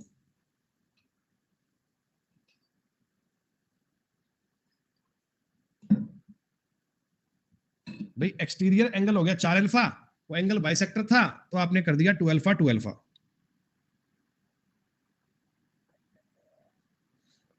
अब एक बात मुझे और बता दो, ट्रायंगल PQS को देखो, PQS, ट्रायंगल PQS को देखो बड़ी मोहब्बत से, बड़े प्यार से। क्या इसका एक्सटीरियर एंगल 2 अल्फा है क्या, एक्सटीरियर एंगल 2 अल्फा है क्या, एक्सटीरियर एंगल अगर 2 अल्फा है तो इसका मतलब ये वाला एंगल भी अल्फा ही आएगा, अल्फा अल्फा का एक्सटीरियर 2 अल्फा। और अगर किसी त्रिभुज में दो एंगल अगर बराबर हैं तो ये रिस्पेक्टिव साइड भी बराबर होंगी, रिस्पेक्टिव साइड भी बराबर होंगी। अगर ये दोनों साइड बराबर हैं तो ये वाला एंगल भी 2 अल्फा आएगा। अरे वाह, 5 अल्फा का मान 180 डिग्री, अल्फा का मान 36 डिग्री। नहीं बेटा नहीं, नहीं बेटा नहीं, 45 नहीं आएगा, 36 आएगा। अरे ये साइड QRS को देखोगे तो ये साइड और ये साइड बराबर है, तो 2 अल्फा और 2 अल्फा होंगे, 5 अल्फा की वैल्यू 180, अल्फा की वैल्यू आ गई 36 डिग्री। पूरे सवाल में आइसोसेलेस ट्रायंगल चल रहे हैं। अब आपको समझ में आ गया ना कि हम एक एक टॉपिक को कितना निचोड़ने वाले हैं, हम एक एक टॉपिक को कितना निचोड़ने वाले हैं। आज की क्लास में आइसोसेलेस ट्रायंगल का पूरा कचुम्बर निकाल देंगे। आइसोसेलेस ट्रायंगल पे सवाल बना के दिखाए एग्जामिनर, क्लास के बाहर सवाल नहीं जाएगा दोस्तों, क्लास के बाहर सवाल नहीं जाएगा, इसके अलावा कोई बात संभव ही नहीं है यार।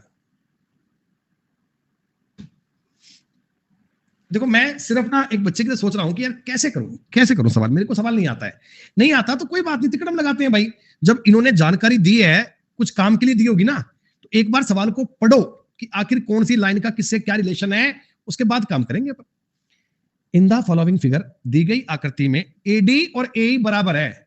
बेटा एडी और ए बराबर है ना, तो तुम इतनी सी बात समझना कि जो ये वाला ट्राइंगल है ना, ये वाला ट्राइंगल है, मतलब केवल मैं ए डी ई की बात कर रहा हूं, तो ये भी एक आइसोसेलेस ट्राइंगल है। ये भी एक आइसोसेलेस ट्राइंगल है, ये बात तुम्हें पता है, अभी लिखेंगे बाद में, साथ साथ माइंड में सीन बनना चाहिए। सी डी इंटरनल एक्सेक्टर है एंगल ए सी बी का, ए सी बी का है, तो ठंडे दिमाग से बताओ बेटा, इंटरनल एंगल बाइसेक्टर का मतलब क्या होता है? ये थीटा है तो नीचे वाला कोण भी थीटा ही होगा, ये होता है क्या है? अच्छा, और ये वाला कोण मुझे कौन बताएगा? ये वाला कोण मुझे कौन बताएगा? कौन बताएगा? ये एक्सटीरियर बाइसेक्टर है, बहुत बढ़िया। सॉरी, एक्सटीरियर एंगल है एक्स थीटा प्लस 40। तो इधर वाला एंगल भी थीटा प्लस 40 बोलूं क्या? इसको एक काम करो, थीटा मत मानो यार, थोड़ा गलती हो जाएगी आपसे। इस सवाल में थीटा ही पूछा गया ना, अल्फा मान लेते हैं, कोई बात नहीं। ये अल्फा, ये बच्चों अल्फा प्लस 40 हो गया। ये अल्फा प्लस 40, तो इधर वाला एंगल भी अल्फा प्लस 40 हो गया। ओ माय गॉड, एक ट्रायंगल के तीनों कोणों का सम 180 डिग्री आता है। ये बात बच्चे कहते हैं, एक ट्रायंगल के तीनों कोणों का सम 180 डिग्री आता है। लेकिन आइसोसेलेस ट्रायंगल में आपको ये बात पता लग गई कि सर ये वाला अल्फा प्लस 40 है, ये वाला अल्फा प्लस 40 है, तो हमें इस बात में कोई चिंता ही नहीं करनी। अच्छा एक बात बताना, ट्रायंगल बीडीसी को देखो, तो बीडीसी को, अरे ट्रायंगल बीडीसी को देखो ना, पलक झपकते ही देखो बीडीसी। बीडीसी में तुम्हें पता है क्या पता है? ये वाला तुम्हें एंगल पता है अल्फा प्लस 40, ये वाला एंगल तुम्हें पता है अल्फा है, तो कोई मुझे बता दो रे ये एंगल कितना होगा? कोई मुझे बता दो ना ये कितना होगा? 50। क्यों सूरज? जयपुर से शूट करूंगा सीधा उत्तराखंड, ध्यान रखना, उत्तराखंड तक गोली की मार मरेगी। ये वाला एंगल आपने अंदर का माइंड में ज्ञात कर दिया 40, और ये आपका उत्तर आ गया जी 140। ये लो जी, कौन सी थ्योरम काम आई अपने? हमने आइसोसेलेस ट्रायंगल को यूज किया, हमने एक्सटीरियर एंगल का यूज किया, लेकिन दोस्तों कनेक्ट करना आना चाहिए। इससे ये कनेक्ट करता हूं, इससे ये कनेक्ट करता हूं, इससे ये करता हूं। वो क्रिएटिविटी सवाल करने पर आएगी, ऐसे खाली देखने पर नहीं आएगी, रिसर्च करने पर आएगी दोस्तों। ट्रायंगल एबीसी में bisector of B and C meet up point O within the triangle. Angle B और एंगल सी के समद्विभाजक, एंगल बी और सी के समद्विभाजक त्रिभुज के अंदर बिंदु ओ पर मिलते हैं। अगर बी ओ सी गिवन है, बी ओ सी दिया गया सवाल में, अगर बी ओ सी दिया गया तो कौन सी बात सही है? हाँ थोड़ा सही है, कोई दिक्कत नहीं। अरे ये तो अपन ने वो थ्योरम पढ़ी थी ना, है? ये तो अपन ने थ्योरम पढ़ी थी ना। इसमें क्या है दोस्तों, ये इंटरनल बाइसेक्टर है, ये ओ पर मिलते हैं, ये इंटरनल बाइसेक्टर है बी और सी के। तो ये तो बच्चे को डायग्राम बनाने की नीड नहीं है। बी ओ सी का जो मान होता है, क्या ये 90 प्लस ए बाई 2 कुछ ऐसा होता है? कभी समझा जीवन में कभी आपने?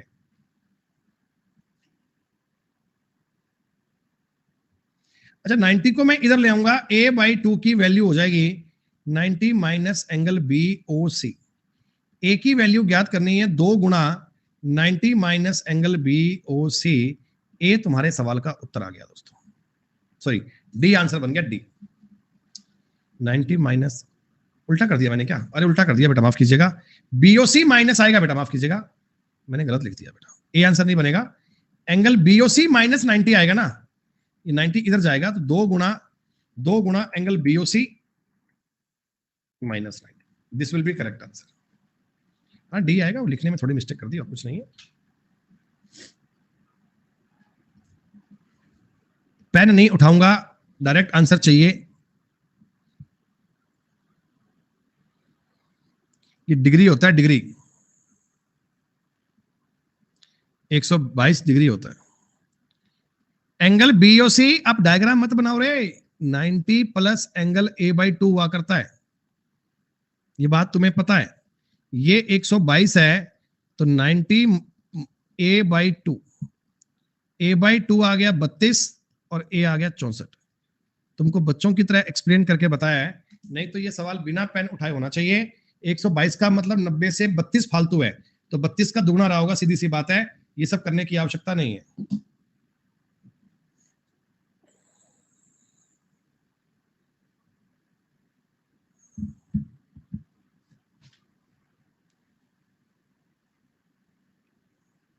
नब्बे माइनस a बाई 2, 90 में से 22 घटाओगे तो आ जाएगा 68, 68 का आधा कितना आ जाएगा 34।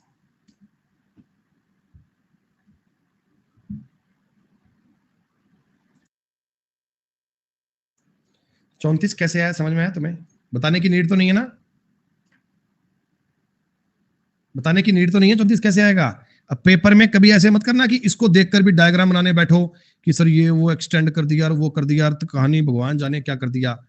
ए बी सी पी क्यू तक एक्सटेंड किया, ये आपने मिलाया इनको, ये दोनों मिलते हैं पी पर, तो ये जो एंगल बनता है वो 90 a बटा 2 बनता है। ए 44 है, 90 माइनस 22 करेंगे, उत्तर आ जाएगा 68। लेकिन इसका भी हाफ चाहिए, हाफ चाहिए 34 कर लेना, और क्या।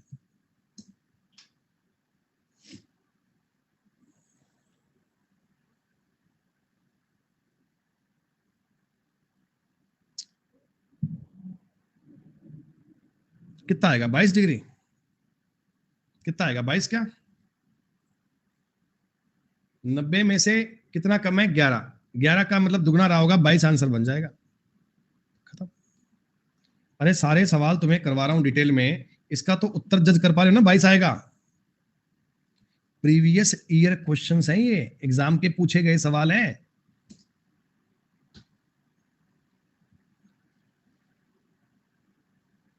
नब्बे में से कम है 34, नहीं सॉरी 24, 24 का दुगना 48, 90 में से कितना कम है 24, 24 का दुगना आ जाएगा 48, 48 उत्तर बन जाएगा 48।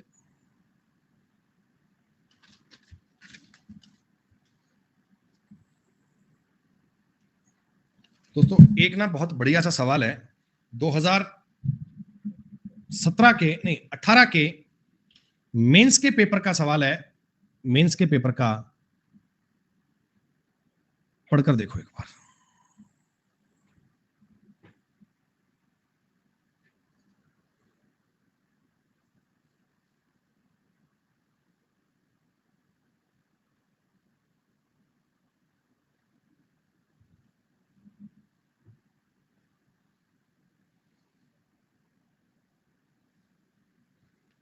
इसमें ना यदि कुछ हिंदी में गलती कर दी है तो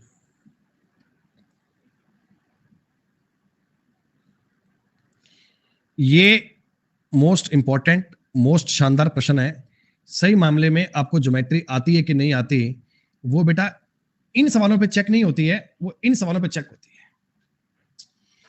ट्रायंगल पी क्यू आर में पी 120 डिग्री है, पी एस क्यू आर पर परपेंडिकुलर है, P Q plus Q S का मान एस आर के बराबर है, तो क्यू का मान याद कीजिएगा। कितना आंसर आया बेटा आप सबका?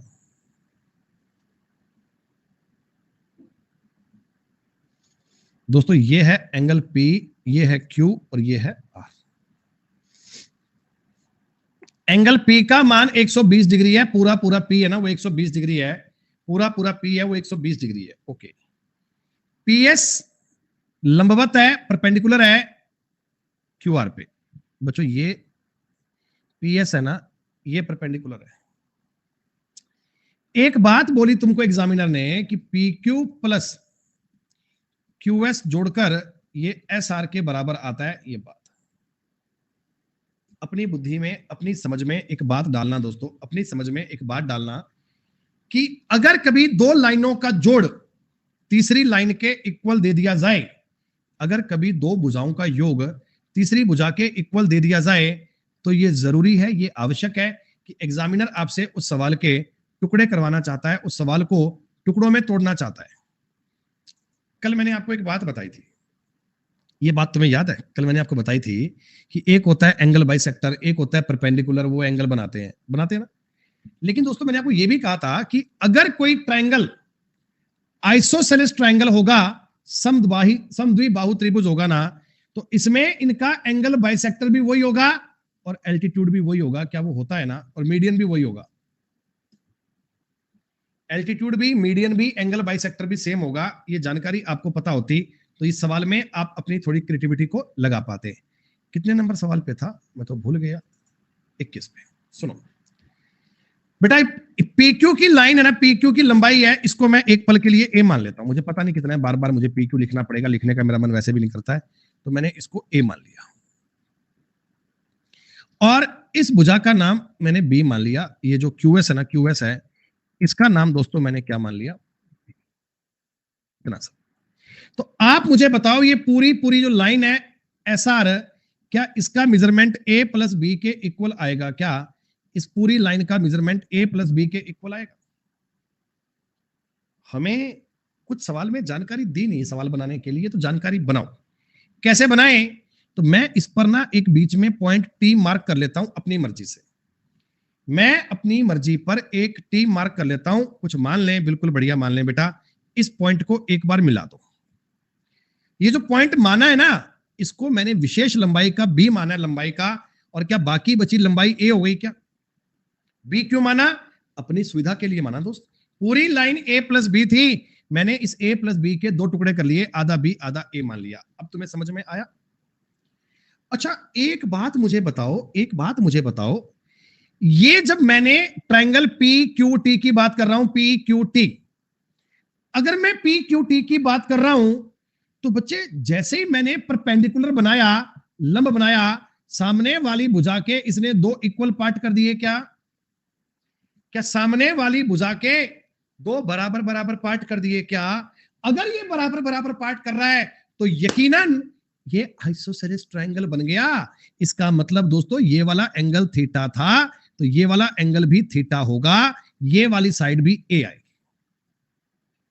अरे वाह सर, ये वाली साइड भी ए आएगी, ये बात तुम्हें पता लग गई, ये वाली साइड ए आएगी। अब मैं ट्रायंगल पीटीआर पे आ गया, मैं सारी दुनिया का साथ छोड़कर मैं ट्रायंगल पीटीआर के पास गया। मैंने कहा सुना भाई क्या हालचाल? पीटीआर कहता क्या बताऊं यार, मेरे तो दोनों भुजाएं बराबर हो रही हैं। मैंने कहा दोनों भुजाएं बराबर हो रही हैं तो खुशी की बात है, ये तो आइसोसेलेस ट्रायंगल हो गया। इसने कहा भाई मेरा एक एक्सटीरियर कोण थीटा भी है। मैंने कहा तेरा एक्सटीरियर कोण थीटा है तो तेरे अंदर के दोनों कोण थीटा बाई 2 रहे होंगे पक्का, दुनिया की कोई ताकत इसे रोक नहीं सकती है। तेरे अंदर के दोनों कोण थीटा बाई 2 रहे होंगे, इस बात में कोई दिक्कत नहीं है, इस बात में कोई समस्या नहीं है। क्या तुम्हें समझ में आया? क्या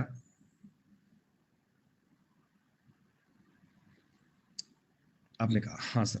अब थोड़ा लग तो रहा है कि हाँ कुछ कुछ बात पल्ले पड़ रही है, कुछ कुछ बात समझ में आ रही है। और दोस्तों समझ में आ रहा है बट खतरनाक है भैया, मेंस में सवाल दो चार ऐसे आते ही हैं, मेंस में दो चार आप तो ये समझ लेना कि ज्यादा, अरे सवाल लंबा नहीं हुआ अभिषेक नालायक आदमी, तो मैं तुम्हें समझाने के लिए धीमे धीमे बता रहा हूं। पेपर में जो बच्चे बुद्धिमान होते हैं वो डायरेक्ट ये बात समझ लेते हैं कि पी क्यू और क्यू एस का जोड़ दिया गया है, इसका मतलब इस लाइन के पार्ट करने पड़ेंगे, इस बात के लाइन के पार्ट करने पड़ेंगे। पीटी लाइन कैसे मानी आपने? मैंने टी पॉइंट अपनी इच्छा से माना है, मैं आजाद हूं मानने के लिए, मैं अपनी कंफर्टेबलनेस के हिसाब से मान रहा हूं। मैंने पे एक पॉइंट ये प्री मान लिया, ये एंगल और ये एंगल दोनों एंगल बाइसेक्ट दोनों इक्वल होंगे, तो ये साइड और ये साइड भी इक्वल होगी, ये साइड और ये साइड भी इक्वल है, तो ये दोनों एंगल भी इक्वल आने चाहिए। अरे थोड़ा बहुत तो चीजों का बनाने का प्रयास करो।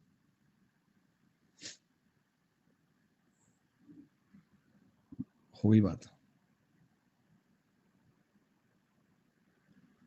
अच्छा एक बात मुझे और बता दो, ये जो इतना एंगल है, इतना इतना इतना, ये वाला ट्रायंगल पी क्यू टी को देखो, पी क्यू टी, क्या ये 180 माइनस 2 थीटा होगा क्या?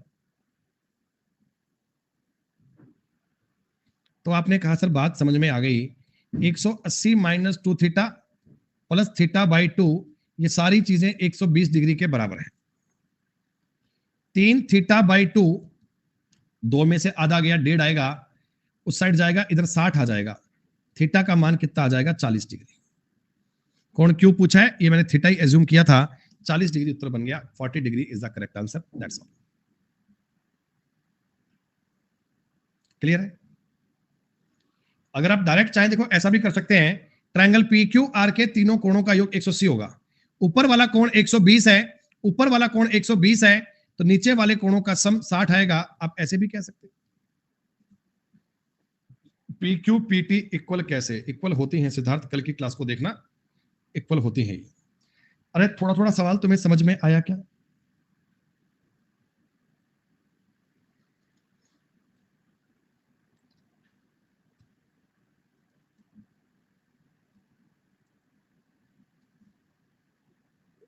ये मेरे को एक ट्रायंगल दिया था P, ये Q, ये R। आपने कहा सर इस पर एक बनाया परपेंडिकुलर S, एंगल P का मान मुझे पता है 120 डिग्री है। एक बात मुझे ये पता है कि जितनी ये साइड का मेजरमेंट A है ना, सब कुछ जीवन में आसान थोड़ी आएगा। तुम चाह रहे हो सब कुछ आसान आसान हमारे हिसाब से चलता जाए, ऐसा थोड़ी होगा। ये लाइन A प्लस बी है, ये एग्जाम में दी गई थी। जब भी तुम्हें कभी इस प्रकार का सवाल मिले, जब भी तुम्हें इस प्रकार की बात मिले कि ये दो भुजाओं के योग के बराबर है, इसका मतलब सवाल में कोई आपको कंसेप्ट दे रहा है, तो मैंने अपनी मर्जी से रैंडमली इस पर एक पॉइंट टी एज्यूम कर लिया। टी जब एज्यूम ही करना था तो मैंने अपनी सुविधा के लिए इस दूरी को बी मान लिया और मुझे पता लग गया बाकी बची दूरी ए है। ये वाला पॉइंट क्लियर हुआ कि नहीं हुआ? ये मैंने ए प्लस बी को अपनी मर्जी से मान लिया, भी क्या फर्क पड़ता है, हो गया। अब मैं इस पीटी को मिला दे रहा हूं। अब सुनिएगा, अब ट्राइंगल पी क्यू टी को देखो, पी क्यू टी। और कोई सवाल बेटा छोड़ दो अभिषेक, पढ़ना छोड़ दो बेटा, और कोई दिक्कत नहीं है। P Q T, P Q T में जैसे ही तुमने परपेंडिकुलर बनाया, सामने वाली भुजा के दो पार्ट हो गए, सामने वाली भुजा के दो पार्ट हो गए इक्वल। और इक्वल पार्ट तभी हो सकते हैं जब ये दोनों कहानी आइसोसेलेस ट्रायंगल में होती है। ये थीटा थीटा एंगल होगा, ये ए और ए होगा। ये एंगल भी बन गया आइसोसेलेस, इसका ये एंगल थीटा बाई 2, इसका ये एंगल थीटा बाई 2। ट्रायंगल के तीनों कोणों का सम 180 डिग्री होता है, तो थीटा और थीटा बाई 2 का एंगल हो गया 60 डिग्री, थीटा आ गया 40 डिग्री। इससे आसान कहानी तुम क्या ढूंढते हो? और कोई तरीका बताओ सर, ये तो समझ में नहीं आ रहा। ओ माय गॉड, इसे तो कर ही नहीं पाएंगे सर, ये तो बन ही नहीं पाएगा। और इसमें क्या होगा? जब तुम्हें कह रहा हूं भाई, जब दो भुजाओं का योग तीसरी भुजा के इक्वल दिया जाए किसी भी सवाल में, तो वो यही कंसेप्ट लेकर आता है, आइसोसेलेस ट्रायंगल बनाएगा। तुम बनाने का प्रयास तो करो थोड़ा। इनको चाहिए बना बनाया हलवा, कि सवाल में कुछ करना नहीं पड़े सर, बस ऐसे ना बैठे रहे, निहारे रहे, उत्तर बनता जाए, हम सवाल करते जाए। पी आर कहां है भैया? अच्छा ये पी आर है, ये बराबर है क्यूएस के, ये क्यूएस के बराबर है, ओके। और ये क्यू आर के बराबर भी है, ठीक है। थीटा का मान याद करना है, कर लेंगे, कोई दिक्कत नहीं है। अच्छा एक बात मुझे बता दो, एक बात मुझे बता दो, जब तुम्हें भुजाएं इक्वल इक्वल दे रहा है, तो ये तो पता ही है कि आइसोसेलेस ट्रायंगल तो बनाएगा, बनाएगा ना बेटा? अच्छा देखो, फोकस क्या किया करो ना बेटा, फोकस क्या किया करो। आप ये बताओ, ये थीटा एंगल एक्चुअल में है क्या? थीटा एंगल एक्चुअल में है क्या? ये देखो, इस वाले ट्रायंगल का एक्सटीरियर एंगल है इस वाले का, ये इस वाले एंगल का एक्सटीरियर है। और मैं ये भी कह सकता हूं बेटा, ये इधर वाले का भी एक्सटीरियर है। भाई अपने को या तो ये वाला ट्रायंगल मिल जाए, एंगल मिल जाए तो भी आ जाएगा, या अपने को ये मिल जाए तो भी आ जाएगा। तो कॉन्सेंट्रेट आप थीटा पे मत रखो। आप ये देखो यार, कोई भी तिकड़म लगा के ना, कोई जोड़ बाकी करके, गुणा भाग करके, अगर P और S मिल जाए तो भैया जीवन में आनंद ही आनंद आ जाए, हम थीटा एंगल को ज्ञात कर पाएंगे। इतनी बात समझ में आई क्या? तुम तो केवल इतनी बात पे दिमाग लगा दो भी, हमें थीटा एंगल ज्ञात करना है, थीटा नहीं करना हमें, तो भैया P और S ज्ञात करना है। तुम्हारी इच्छा है तुम P को ज्ञात कर लो, तुम्हारी इच्छा है S को ज्ञात कर लो। ज्ञात करने के लिए जानकारियां तुम्हें दी जाती हैं।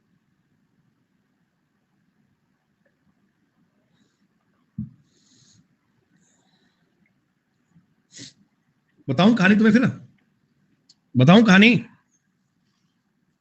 चलिए, आपका आंसर नहीं आया, मतलब आपको बात बतानी पड़ेगी। अच्छा, इसने जो ये 40 एंगल बताया है, नहीं एंगल क्यू नहीं है भैया, एंगल क्यू नहीं है, ये पी क्यू टी है, 40 पी क्यू टी है। एक बात बताओ यार, ये वाला एंगल अगर थीटा है, ये 40 है, तो ये वाला एंगल थीटा माइनस 40 रहा होगा क्या? ये वाला एंगल थीटा माइनस 40 रहा होगा क्या? और ये वाला जो एंगल एस वाला है, क्या ये थीटा माइनस 50 रहा होगा? क्या ये थीटा -50 रहा होगा? तभी तो जानकारी बनी होगी बेटा, तभी तो जानकारी बनी होगी। आपने कहा हाँ सर, ये वाली बात तो दिमाग में आ गई थी, तभी तो ये वाला एंगल हमारे सामने क्लियर हो गया। पूरा क्यों 80 होगा क्या सर जी? क्यों भाई जितेंद्रा, पूरा क्यों 80 क्यों होगा भाई? सवाल में कहां लिखा है कि ये उनका एंगल बाइसेक्टर है? क्या तुम्हें सवाल में कहीं लिखकर दिया गया कि ये एंगल बाइसेक्टर है?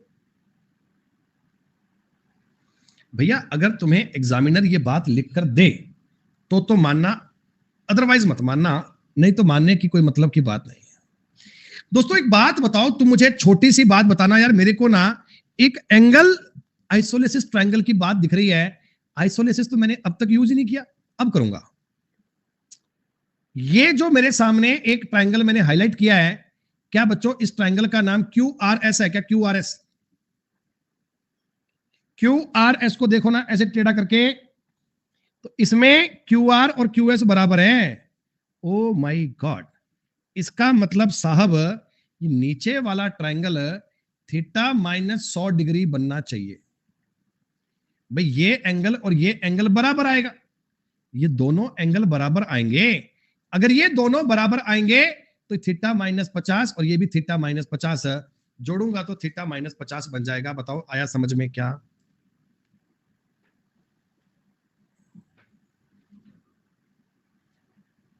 अब आपने कहा हाँ सर, सुमंता कह रहे नहीं आया। क्यों नहीं आया भैया तुम्हें समझ में सुमंता?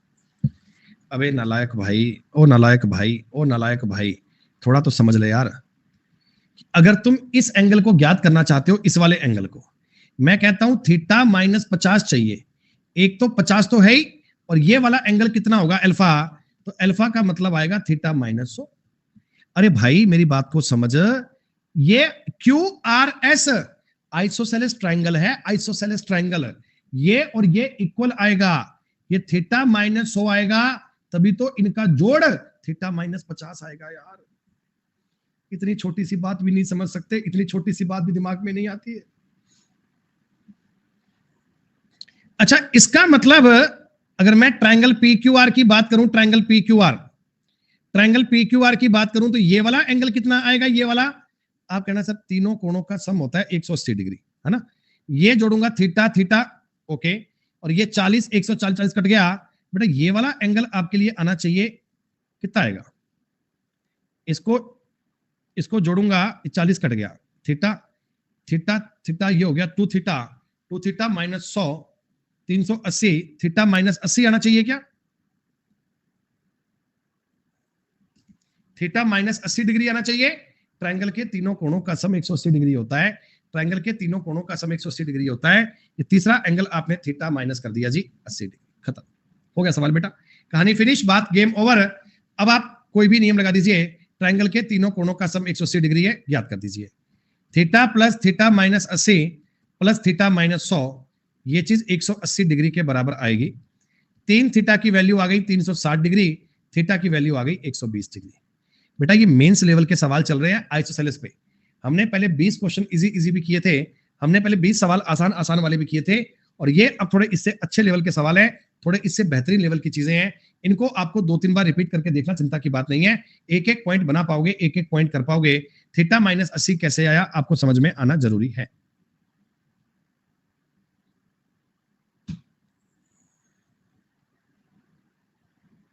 एक समबाहु त्रिभुज ABE वर्ग ABCD भुजा के बाहर बनाया। देखो बेटा पहले तो एक वर्ग बनाओ। वर्ग का मतलब क्या होता है? चारों भुजाएं बराबर। मैं AB को इस साइड लिखता हूं, AB को ऐसे, कोई बात नहीं। क्या बच्चों इसकी चारों भुजाएं बराबर है बताने की नीड थोड़ी है। जब इन्होंने बोला ये वर्ग है भाई, तो वर्ग में अंडरस्टूड है, चारों एंगल भी 90 के हैं, चारों भुजाएं भी बराबर है। एक आपने इक्विलेटरल ट्रायंगल बनाया है बेटा, इक्विलेटरल ट्रायंगल बनाया है, ABE स्क्वायर के बाहर बनाया है। तो ये मतलब सारी भुजाएं बराबर हैं क्या? ये इसके बराबर है, ये इसके बराबर है, ये इसके बराबर है, ये इसके बराबर है, ये सारी साइड इक्वल है ना, क्योंकि स्क्वायर था, आइसोसेलेस है, सारी भुजाएं बराबर है।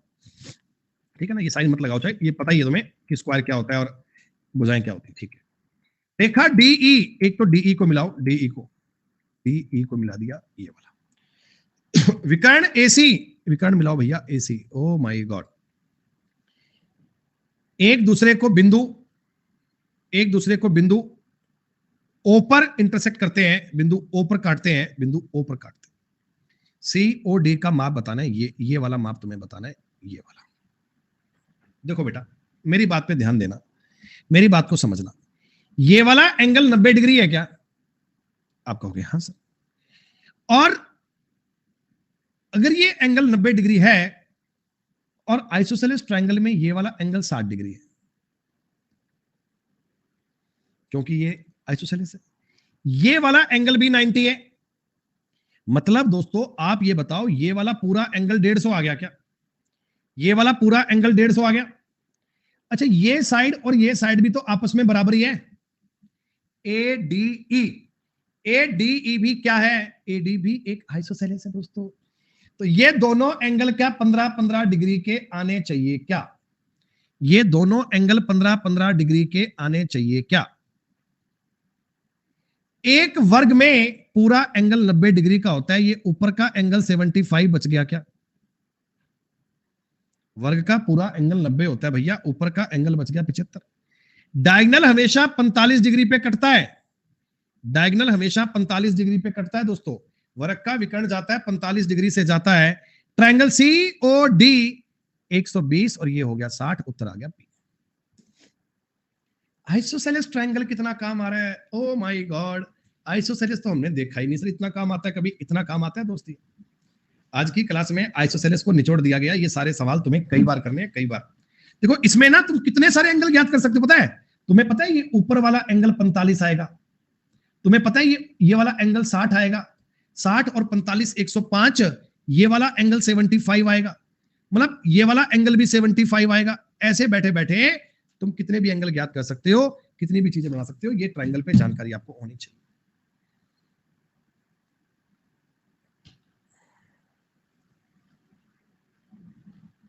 सारे एंगल निकाल सकते हो, घर बैठ के निकाला करो बेटा। प्रैक्टिस इसी को बोलते हैं, जितना पूछा है उतना नहीं, थोड़ा और भी काम करने की यूज करना। ज्योमेट्री आसान है लेकिन समझने वाली है। नीचे दिए गए एक त्रिभुज में बिंदु A और B और C, ABC, ठीक है, DE, DF और EF पर इस प्रकार लिए गए हैं। DE ये वाली है, DF है और ये EF है, इस प्रकार लिए गए हैं, ठीक है, कि EC और AC बराबर है, ओके, CF और BF बराबर है, BC बराबर है, ठीक है। कोण D 40 है,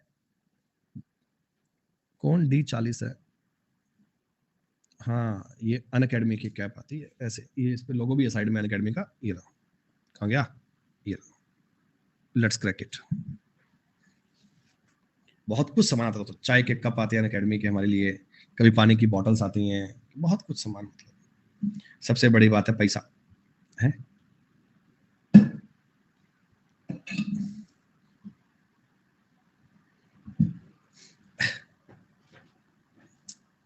अच्छा कोई बात नहीं,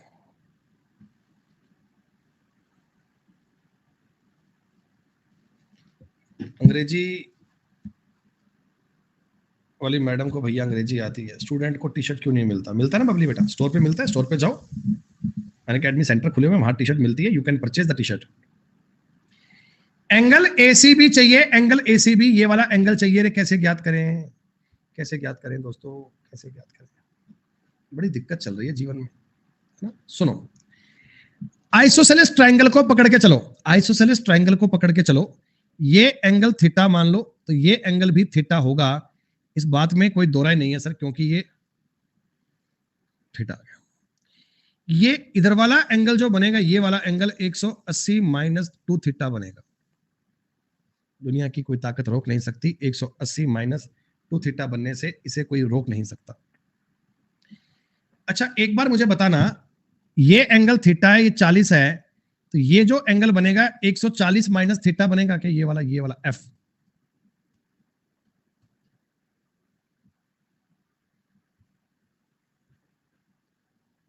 और ये 140 माइनस थीटा है, तो एंगल B का मान भी 140 माइनस थीटा ही तो आएगा। एंगल B का मान भी तो 140 माइनस थीटा ही आएगा। अगर ये दोनों कोण 140 माइनस थीटा है, 140 माइनस थीटा है, तो इनका जो बाहर वाला एंगल है एक्सटीरियर, इनका जो बाहर वाला एंगल है एक्सटीरियर है, इनका जो आउटसाइड का एंगल है, ये पूरा एंगल है, ये 280 माइनस 2 थीटा के बराबर होगा क्या? इनके योग के बराबर होगा क्या? 280 माइनस 2 थीटा, और ये चीज बराबर है 180 माइनस 2 थीटा प्लस 5 के। ये चीज बराबर है 180 माइनस 2 थीटा प्लस 5। मेरे को 5 की वैल्यू ज्ञात करनी है, 2 थीटा की वैल्यू ज्ञात करनी है। 5 कितना आएगा? 280 माइनस 180। आपके सवाल का उत्तर आ गया 100 डिग्री। ये तो है बेटा इस सवाल को करने का तरीका कंसेप्चुअल। ये तो है इस सवाल को करने का तरीका कंसेप्चुअल। एक बार स्क्रीनशॉट लीजिए, मुझे बताइए आपको समझ में आया क्या? ये बात हो सकती है कि एक बार में ना आए दोबारा करना पड़े, एक बार में ना आए दोबारा करना पड़े, लेकिन करना जरूरी है। सुनो, मैं तुम्हें यह कहना चाहता हूं कि एक्चुअल में क्या है ना बेटा, एक्चुअल में क्या है कि देखो मेरे को सवाल में आप एग्जामिनर की बात को समझा करो। उसने केवल एक ही एंगल दिया है और कुछ दिया ही नहीं भाई। ये वाला एंगल पूछा है, तो इसका मतलब मैं ये समझ रहा हूं कि सर बी, ई और एफ पर आपका उत्तर डिपेंड नहीं कर रहा। ए और एफ पर आपका उत्तर डिपेंड नहीं कर रहा, आपका उत्तर तो केवल डी को देखकर ही आ रहा है। इन पर कोई फर्क नहीं पड़ता। तो मैं कह रहा हूं तुम कुछ मान लो, कुछ मान लो, जो तुम्हारा मन करे मान लो बेटा। वैल्यू पुटिंग भी कर सकते हैं। ये 40 है, इन दोनों का जोड़ 140 आएगा, इन दोनों का जोड़ 140 आएगा। तो कुछ भी मान लो बेटा, मैं इसको 100 मान लेता हूं, इसको 40 मान लेता हूं, क्या फर्क पड़ रहा है? वैसे ही ट्रायंगल की बात है, कुछ मर्जी बताओ। ये 100 है दोस्तों, तो ये वाला एंगल भी 100 बनेगा। सर ये क्या, आपने तो ट्रायंगल के दो कोणों को 200 कर दिया। कोई बात नहीं, फिर क्या होता है? अरे रॉन्ग क्या, अपनी मर्जी है यार। ये वाला एंगल -20। अरे जब वैल्यू पुट कर रहा हूं भैया, तो अपने हिसाब से कर लूंगा, क्या फर्क पड़ता है? ये वाला वैल्यू 40 आएगा, तो ये वाला एंगल 100 आएगा। इधर अगर 100 आएगा, तभी तो 200 में से 20 गए 180 बन सकता है। ये एंगल 100 बन गया। ये लो क्या दिक्कत आ रही है? वैल्यू तुम्हारा जो मन करे वो मान लो, कोई दिक्कत थोड़ी है। तुम तो अपने हिसाब से सवाल को सेटिस्फाइड करवाने की बात किया करो। ये एंगल 40 है सर, ये दोनों एंगल का योग 170 आएगा। 170 आएगा तो ये 80 मान लो, ये 60 मान लो। ये लोग क्या है? ये 80 तो ये भी 80, 160। 160 का मतलब ये 20, ये 60, ये 60, 120, ये 60 है। तो बेटा बीच का एंगल 100 आ गया ना? बताओ, हर एक प्रकार से 100 आ गया। पहले मैंने थीटा वाली कहानी से आपको बताया, थीटा वाली बात से प्रूव करके बताया, और ये सेकंड तरीका बता दिया। आप जो भी कर लो वो आपके लिए इजी है। आप कैसे करते हैं स्पीड में? नीरज मैं मामरागिरी के बादाम खाता हूं बेटा, तुम भी खाया करो, समझ लोगे।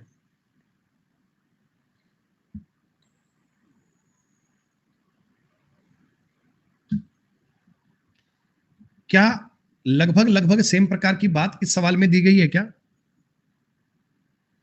क्या बच्चों लगभग लगभग सेम प्रकार की बात आपको सवाल में दी गई है क्या? लेकिन इसमें भी आपको क्रिएटिविटी तो लगानी पड़ेगी ना। अरे बिना क्रिएटिविटी लगाए तुम कैसे उत्तर ज्ञात करोगे?